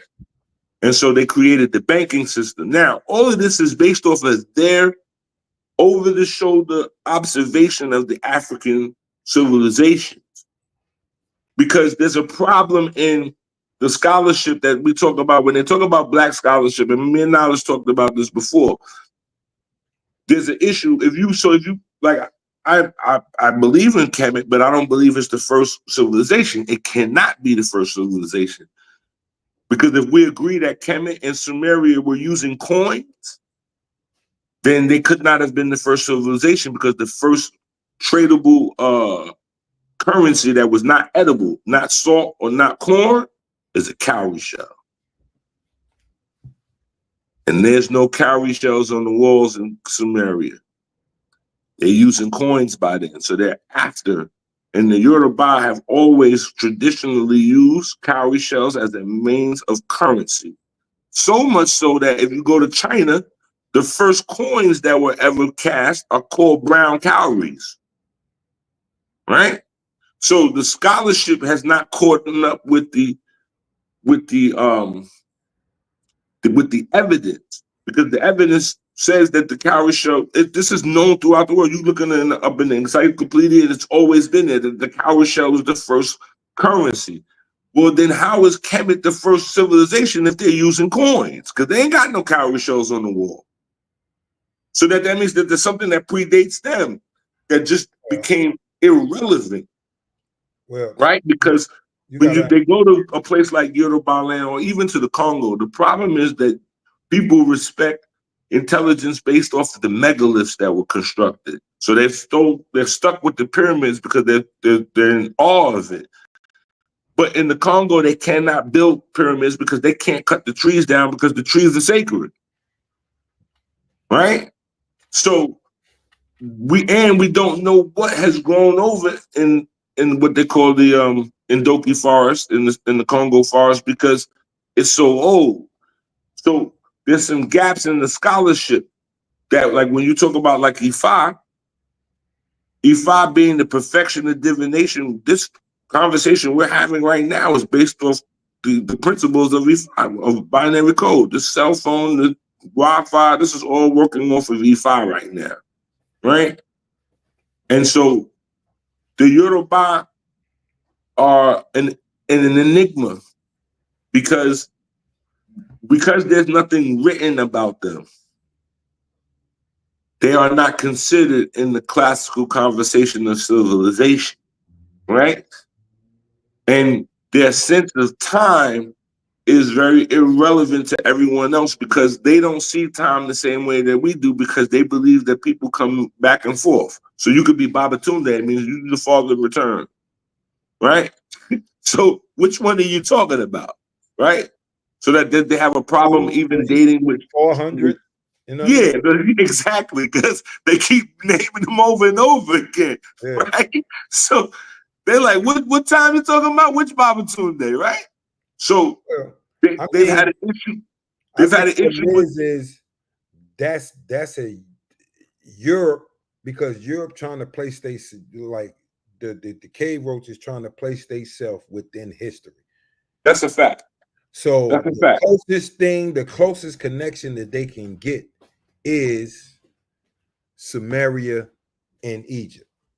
Right. Because that's in closest proximity. If they go back, like even when, like I stated earlier, they already found ruins that's over 100,000 years old in Morocco of a Mhm. well-planned city with wells and everything. So, and I mean a brick city Yo, made they of got the same thing made, in Zimbabwe. yeah. But this what I'm saying is like but this is 100 and something years, 1,000 years old. You know what I mean? No, just to say, like they got a wall in Zimbabwe No, that's like yeah, I about know about 200,000 the years. Great Zimbabwe War. Yeah. But the joint in Morocco is recently found. It's Okay. old is a planned city that's old. Then you got one south of Merowe. They found ruins of a city older than that. So all you got to think about is they just trying to find proximity to them where they can say Sure. we come from antiquity. You know what I'm And that's the saying? They problem. didn't even exist in antiquity. Yeah, because they're a mutation. That program wasn't born yet, right? And the problem with our people is that we are too zealous to find ourselves in the comic book of the three major religions. You feel me? We be trying to name ourselves, oh, that's us. Which are based off our spiritual myths. Exactly, but the only parts of them. They didn't get the whole thing. It's based off of, but see, this is the thing: is what they make myth. They make myth into their reality. Certainly. When actually the Africans know that these are myths and allegorical tales, and order to Certainly. prove a point. Let me tell you something. There's a book that I recommend. It's the only book my father forced me to read. It's called To Serve the Devil. Right? And there's two volumes of it, but it talks about the relationships and the treaties that occurred in the beginning. Huh? What's the name of the book again? To Serve the Devil. Yo, Jump, bring me my bag for me. Who's the author? Devil. I'm gonna give it to you right now. Something Falcon. Yeah, bring me a book bag, Jump. This book talks about the history of the United States from the treaties that were broken from the Europeans and all that, and it talks about the politics between the whole thing with the black and the Indian and all that. And in reading it, they get real graphic about some of the breaking of the treaties and how the natives would be slaughtered by the pilgrims because they would make a treaty and then at nighttime the pilgrims would come in and slaughter all the babies and everybody. Right? It's written by Paul Jacobs and Saul Landau with Eve Pell. It's a culmination. It says Volume 1, Natives and Slaves, Volume 2, Colonies and Sojourners. It's called To Serve the Devil. It's the only book my father ever was like, yo, you better read this book, right? But anyhow, in reading the book, I understood the fear that they had based on the fact that all of that space shit is not real. That is the paranoia of the European. The idea that somebody is coming from the sky to come and do something to us, that is the white man's fear of him bullying the rest of the world, right? It's like the niggas in the can. You know, a nigga who think he the goon, he's always aggressive because he's waiting for the next goon to come in to make sure that he don't usurp him and take his spot, right? Because you done oppressed everybody else on the tier. Now he's like, yo, somebody new come through here. I gotta press you from the gate because if not, you might end up, you know what I'm saying, usurping me. Well, the same thing with this concept of UFOs. And the reason I say that is because for all the real ancient texts, they don't talk about no flying tuna cans. Feel me? If you have the technology to be here, yeah, if you got the technology to come here, it's based on you opening up a portal and you coming through the portal. You ain't coming in no tuna can with a million light years worth of jerky, space jerky on it and shit like that. That's the dumbest shit I ever heard, right? But I understood that the white man created that after the 1940s when they ran out of monsters. They ran out of Dracula. They ran out of Frankenstein, the Wolfman, and the Mummy, and they needed something to scare the people. And so they came up with this idea of all of this extraterrestrial shit, right? And then you got to look at the fact that all of the aliens got a head, two arms, and a leg. Well, they got that, then Allah made them, and I don't know how they showed up and they wasn't in the Quran. Because they ain't in the Ifa. They don't talk about nobody showing up in the tuna can. But they do say that the deities ascend and descend at will. And the concept is such that you and I can get in the ocean and we can breathe in the ocean for a certain amount of time, but there are things in the ocean that live in the ocean that cannot come out to our atmosphere, right? They can't leave their world, but we can enter theirs. Well, the same thing in our world. There's something that can come down in here that we can't come out of here to see where it goes, right? It's levels to like the ocean. And so the dimensions are not based on some space and some other star. The Yoruba concept says that we all came from the ocean, right?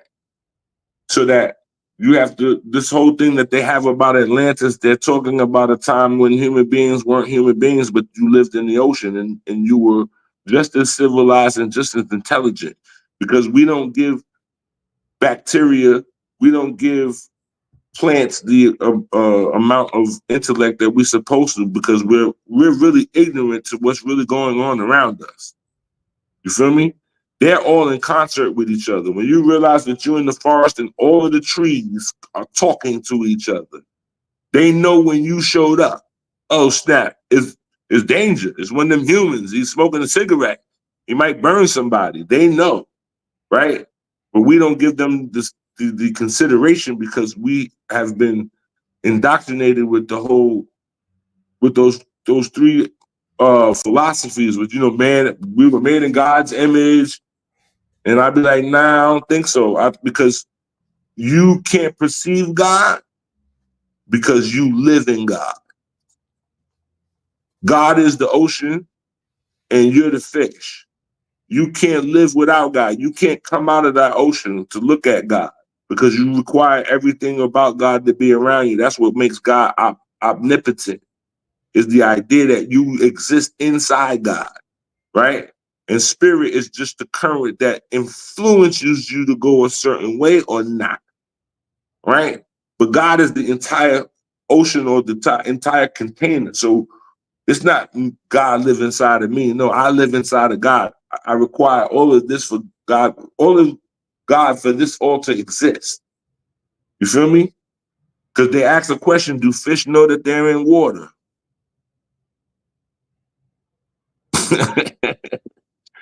They don't, because they don't exist without it. Only when they come out of it and they're gasping for it will they have the contrast to know. So we live in God. Everything that is relative. The good, the bad, the ugly, it's all relative. It's all omnipresent. It's all omnipotent in terms of God and God's will. You feel me? So when you alleviate yourself of that burden of an authoritarian consciousness as opposed to an environment. A conscious environment is what God is to you. It's what everything is around you, and it provides or for you, and it gives you influence to necessarily move on and to find the perfect conditions for yourself.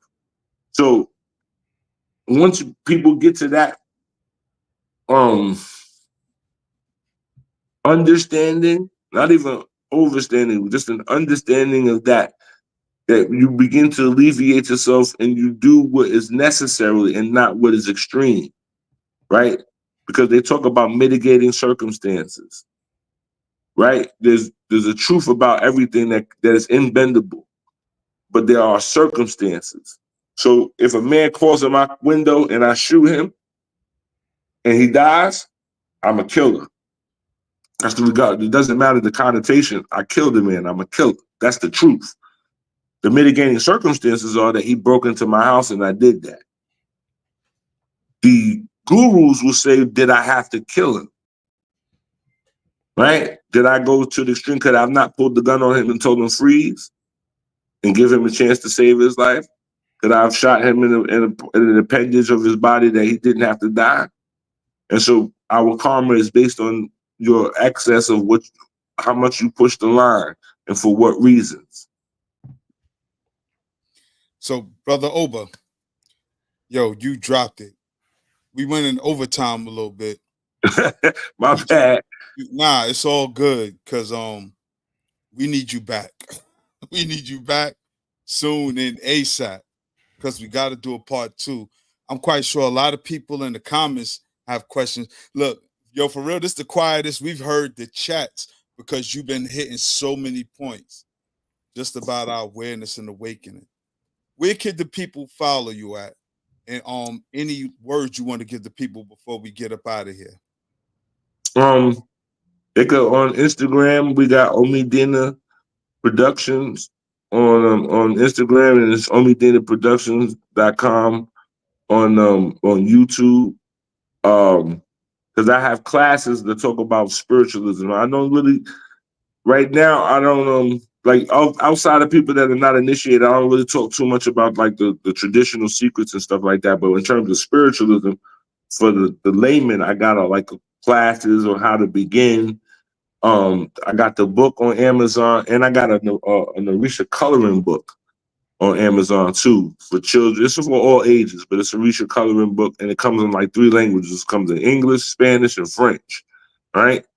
Because those are the major languages that Orisha people are under, with the exception of also Portuguese. But I don't know nobody to translate it in Portuguese. But Omidina Productions. We are a company that's committed to maintaining the traditions and the information and procuring the information. So like if you go on my YouTube, I have interviews with John Mason. He's one of the foremost scholars and writers on the Orisha tradition.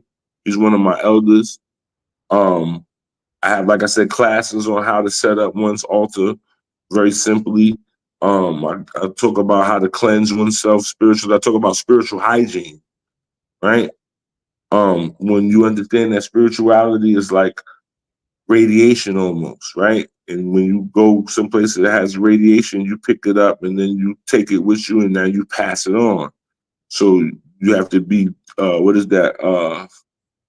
What's the word they have to have when they, what they call that? When they go through the suits and all that, and they gotta get sprayed down and all that, you have to do the same thing spiritually, right? Like, yeah. So like, and I'll give you a real quick example, and this is like for real dudes that go through this. This is real simple, and this is a jewel for them. If you go to the strip club, understand that when that woman is rubbing up against you, she's rubbing all of the disappointment, the anxiety, and the bitterness on you, and taking your money. If you don't clean yourself off before you go home, this is how you end up into an argument or a fight with your baby mama, your wife, your girl. because you got that energy on you. You get into bed with her, and now she pick it up, and now she anxious, and now she worried about, right? And so this is how she know that you've been someplace else, and she start flipping out. So my greatest advice is when you come out of those places, if there's some food, some bread, or even some leaves to clean yourself off, or keep some Florida water, or even some cologne. Spray yourself down with some cologne to get that aura off of you, so that when you go home, you don't carry all of that, just the banter of those women that have been in that house of, you know what I'm saying, ill repute. You feel me? And so that's the mentality of spirituality. It's an aura, and you can pick it up. If a young guy goes to work every day and his homeboys is in the trap, and he go in the trap just to smoke weed with them, that's how he come out and get shot by the police, because he got the energy of the trap on him. Yeah. You feel me? So that's facts. So, and like I learned that even when my uncles used to tell me that when I used to be running around with pistols, my uncle said, "Yo, you need to go into the woods and clean off." And I didn't understand that, but that's a means of demagnetizing yourself, so that you understand that them pilgrims, they be in the woods with their guns. They're always demagnetizing themselves because they're in the woods shooting. You in the concrete jungle, you carry that metal on you, it starts to magnetize on you. And so when the police see you, they can see the magnetism. They know you got it on you. You feel me? And just these little things these are things that have saved my life in the street. My uncles be like, "Man, come in over here, give me a cleaning, and I'll be straight." So I'm offering that to my bros, that I understand that we live very dysfunctional lives, right? But you just can't snap your fingers and expect people to necessarily go from tails to wings. And so you got to take them out slowly and build from generation to generation, because our enemies are thinking 100 years ahead because they have the patience. We got to have the same patience and the same foresight and forward thinking, so that these traditions is not for everybody to just jump in and start to convert. It's not about you, Tyra. It's about the kids. It's about having this language and speaking it so that they know about Shango, and they know Orisha, and they know Egun, and they know grandma. Because right now, the worst thing that has disconnected us all over the United States as Black people is the fact that the little children don't know who their great grandparents are. They don't know who they are. If you went to the Jacks right now and you asked one of them little dudes, "Yo, what's your great grandfather's name?" He'd be like, "Oh, what's your great grandmama's name?" "I don't know. I know my grandmother's name, Nana." You understand? They don't see these pictures. They don't see those pictures and see those people, their faces in those old faces. You got to be able to look and see somebody in a black and white picture that look like somebody that you know today in your family. You feel me? And so that's why we talk about a glass of water and a candle, because the spirits that are most dear to you are your mama, your daddy, your family members, and your friend. Because they know you. You have memory with them. So tap in with, you know what I'm saying, a glass of water and a candle, and it's a tutorial. It's something that it's not gonna be a book that you're gonna read. It's not that type of thing where you're just gonna read. It's something that you go back to. It's for practice. I got prayers in it. I have songs in it, and I have a list of items that you could use to clean yourself off. It's a tutorial. That's more instructional than anything. Certainly. I mean, I give a little quick, you know what I'm saying, background about my experiences and how I got to be like this. And and give an ode to my ancestors, the ones that, that taught me and brought me down this road. And the rest of it, like I said, is hands-on. You can use it. It's a tutorial. I appreciate that, bro. Word, we definitely got to have you back real soon. Brother Knowledge, anything you want to add on to that? How the world I'm gonna follow Oba? That's why he be a guest on my platform. Because after he done, it's a wrap with me. You understand what I'm saying? No doubt. Yo, I mean, it was a powerful bill. Gutter, anything you want to add on to that? No, I'm just waiting for the next time we can chop it up, because he already. I'm coming up top soon because I got some ceremonies to do for a couple of my family members up there. So I like around maybe like after Thanksgiving or something, I might be up tops. You know what I mean?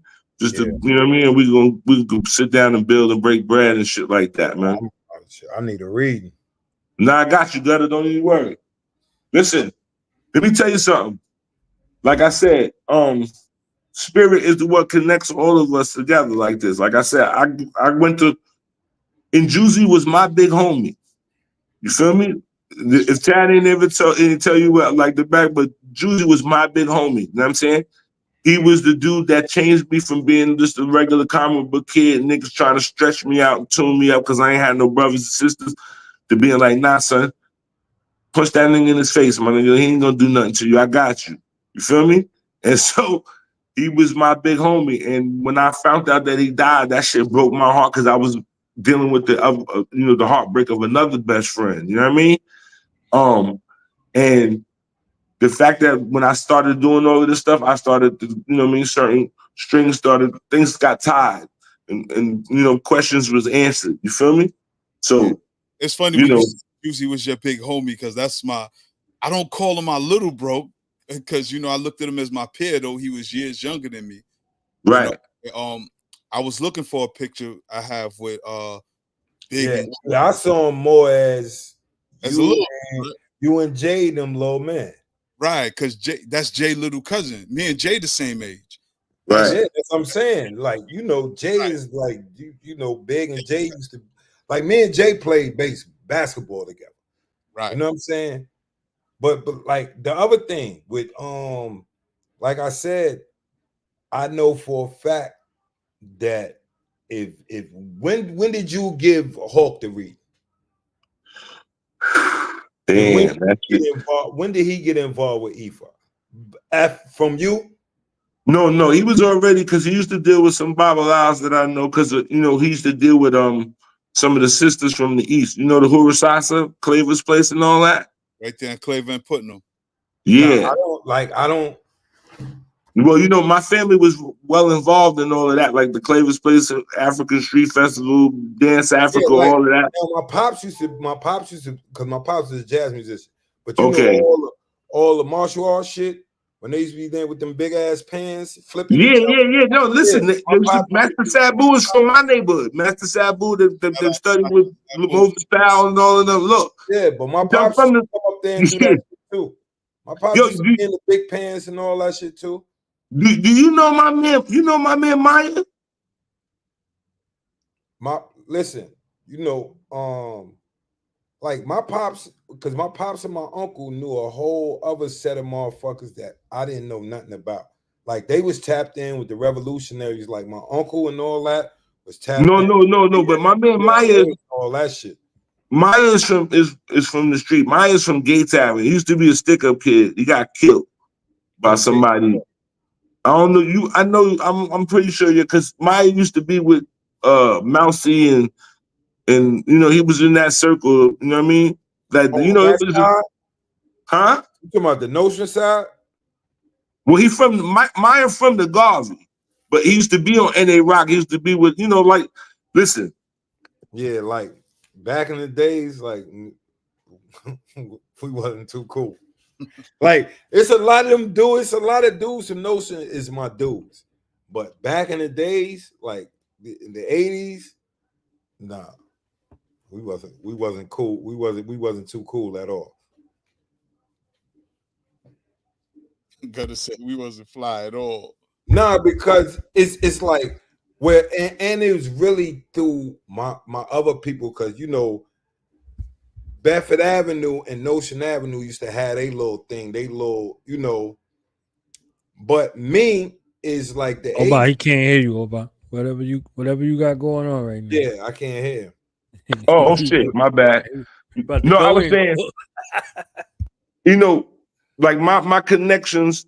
So all right, when I was in DFY, my homeboy came with a tape and he had a magazine. And he, niggas be like, yo, son, these niggas, they from your hood. I'm like, who that? And he was like, this is my man Big. He showed me a picture and they had a picture. And how I identified Big as being official is that I saw Ruben face in there. Because I used to see Ruben and them on Gates and Bedford in front of with D-Rock in them. right? Yeah, this is the Right. thing is that's like, all right, rocking them. They had a rivalry with Notion Avenue. Yes, they bedrock niggas. They bedrock and niggas and they rock. Yeah. So when I start coming on Beffy's side, I took it as a different thing. You understand what I'm saying? Right. No, I understand. Yeah, that's the op. I took it to another extent. It's like they was beefing, but they wasn't beefing. Right. It was just a rivalry thing. Right. And then me being cool with Rock is like, I'm feeling a different way. Because I was like I totally understand. Listen, I'm from Gates and Marcus Garvey. You know, then nobody likes niggas down on my end. They don't even come down there, right? So and they rock. Gates Avenue. I told you my daughter lives right in the buildings right there. She used to right. So when I grew up, like and they rock was not a like they didn't care for niggas from my side. You feel me? And so I used to have to walk through there. Because like I said, I would walk down Gates Avenue. I would see D-Rock with G Young and all of them sitting in front of the joint. Then I would have to pass the niggas on by Norgate. Then I got to pass the niggas on Gates and Marcy. Then I got, you understand? Just to get to my block. You feel me? So I wasn't liked over there till years later as we got to be like young adults that I started being cool with some of them niggas. It's like once I did bids and bidded with dudes. Right. It was like, all right, I got a bond with this dude. I fuck with this dude. I can't, you know what I'm saying? I can't hold on to the feelings. You know what I'm saying? Nah, that's how it be, my nigga. It's I understand. You know what I'm saying? Especially when like you out there and then other dudes from that side is out there as well. So now it could be, it can get. Now, let me tell you, that's a conversation, you know what I'm saying, behind the scenes, because everybody don't understand the politics of the style. And you know what I mean? And that whole it's its own city. It's its own city. 2 blocks away, nigga. That's a whole different neighborhood. Even if we're in the same neighborhood. Exactly. We got our own stores. We got our own Chinese restaurant, all that. Exactly. Chinese restaurant, everything. We got our own everything. We got our own park, everything. So you come from this park to the next park. It's different codes. And another thing I used to get into with a lot of time because I used to play ball. So I'm playing ball everywhere. Like I didn't like, you got to remember, I wasn't born and raised in New York. Most of my time I was down south as a youngster. So I didn't understand the parameters of, you can't ball over there. You can't go to 258. You can't go to 30. Playing ball and I pop shit. You know what I'm saying? And I pop shit like because I was good. So I'm a pop shit. You know what I'm saying? So you already know what's gonna happen. We're gonna get into it. You know what I'm saying? We're gonna get into it. But brothers, so that's the tale of my life. But we're gonna have brother Oba back. We gotta have you back, bro. I want to put up a picture of our brother Juicy real quick. You know what I'm man, saying? like peace and progress to his spirit, man. Like peace and progress. Like he's still alive. He's still, I mean, that's another thing I'm gonna tell you. They grow up on the other side. They grow up. You hear me? They do grow up. I see my best friend, and he's a grown man. He died when he was 16. That's the one thing that I could give people some solace is that you don't just die and you stay the same age. You grow up. You still grow. You feel me? Right. And so Juicy is a grown man wherever he's at, and he's laughing at us right now. Feel me? Yeah, that's right there. Let me tell you, everything that I've grown to become he has a big part to deal with it because we lost our brother when we was young. You think he transitioned like a few weeks before his 18th birthday. You know what I mean? So he didn't even make it to 18. I'll never forget July 27th. It was a hard day for the whole block, for the whole community, for everybody who knew him and loved him. You was bringing up good memories of Juicy that was buried in the back of my mind, and it just, I ain't gonna front, bro. You lifted my spirits yesterday, though I was in a good space. It was you just giving me them little nuances that we forget about. I'm just remembering the person. You was remembering the spirit of Juicy. And I was like, damn, had me laughing and crying and everything. yeah. Now he used to say to me, we be in school, he'd be like, holy steakums with cheese, Batman. Nobody knew it's funny because you're so quiet. Nobody know how funny he got mad jokes. Yo, when I was away, right? This is me and Doggy's joke. One time we was in Juicy crib, and I was like, damn, son. Yo, Juicy, go downstairs and get us some snacks. He said, Tad, your fat ass don't need no snacks. The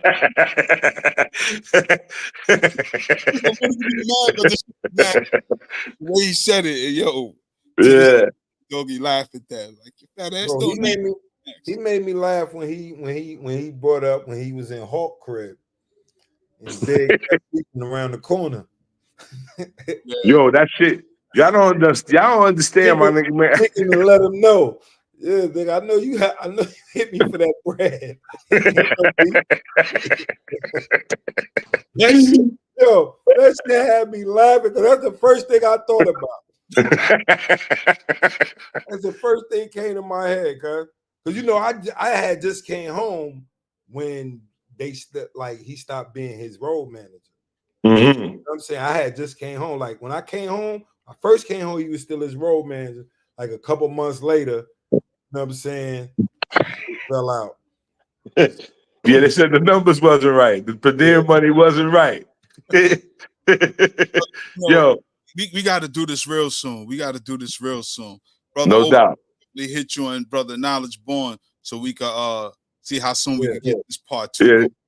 This is who backing me. That's all right. They got my back behind me. You feel me? I share. So y'all be well, man. No doubt. Thank you, Brother Oba. And I appreciate it. No doubt. I appreciate it. Knowledge, you know you're a legend. But listen, God, we gonna break bread, man. I promise you. You know what I mean? Yeah. Hey, sure. hey, yo, real talk. Own that. Yeah, it sounds crazy, but that shit was the time, and that was the motherfucking the method. It was to say the most outrageous shit. So my nigga, you still a legend. Don't fuck what they say, my nigga. You heard? Real talk. He said it. So I want to thank everybody for tuning in. I want to thank our usual suspects, our sister Farnessa, sister Ruba 927, our sister Anusa, definitely sister. Peace to the chat. And everybody here for the first time. Hey, yo, Chad, I don't be seeing the chat. Oh, you don't see the chat, bro? No, I don't be seeing the chat. It's on the side. You should be able to see it on the side, or you can read it on YouTube. Also, shout out to my brother Hamza Abdul. You know what I mean? And everybody else who tuned in for the first time or just watching on the playback. We definitely appreciate y'all. Oh, yeah, I'm slipping. No, I had to go to comments. Okay. I'm feeling like a real old nigga now. God damn. I've been here. I've been wanting to say something for a couple of weeks, right? I'm glad I did, right? I'd have had the jack. I'd have really had the jack because all I'd have had to do was switch the comments. I'd have been sitting there, yo, man, why my shit ain't this? I just like the camera shit. I had to switch from my iPhone to the this nigga right here is the throwback. This nigga said I got the jack. I ain't heard that shit in like fucking 15. Yo, you's a fucking legend. Gunner, you're a legend. I ain't heard that shit in a minute. He got this jack. Bro, people don't know. Listen, this is when we first started saying it. Remember the call. We used to say the whole phrase. We used to say because we got it from the cartoon. Yep. Remember the Bugs Bunny cartoon? When the nigga do something doom, and then his whole head turned to the donkey head. He'd be like, first we do that. Like, yo, you got the jackass look. Then we just starting and it's just calling it the jack. Like everybody down the way knew the jackass, so we just start, man, you got the jack, my nigga. Now look, Gunner, this was crazy, right? Because he said it's a throwback, but me and you still use that. Like, that's a fact. Because all the boosted bitches around the way used to come around, they be like, you got the jack. They be like, what? They be like, Ace King Queen Jack. I'm like, I ain't you feel me? So I ain't heard that shit in bad years. Real talk. Oh shit, y'all niggas is fucking legends. Yo, I gotta go. I'm Yo, a all right, brother Oba. yeah. We gonna chop it up though, man. Yo, Peace to the salute. God. Yo, Knowledge, you know I love you Well, I'll see you in a couple days. already. Peace, brother All right. Oba. Peace, y'all. Peace.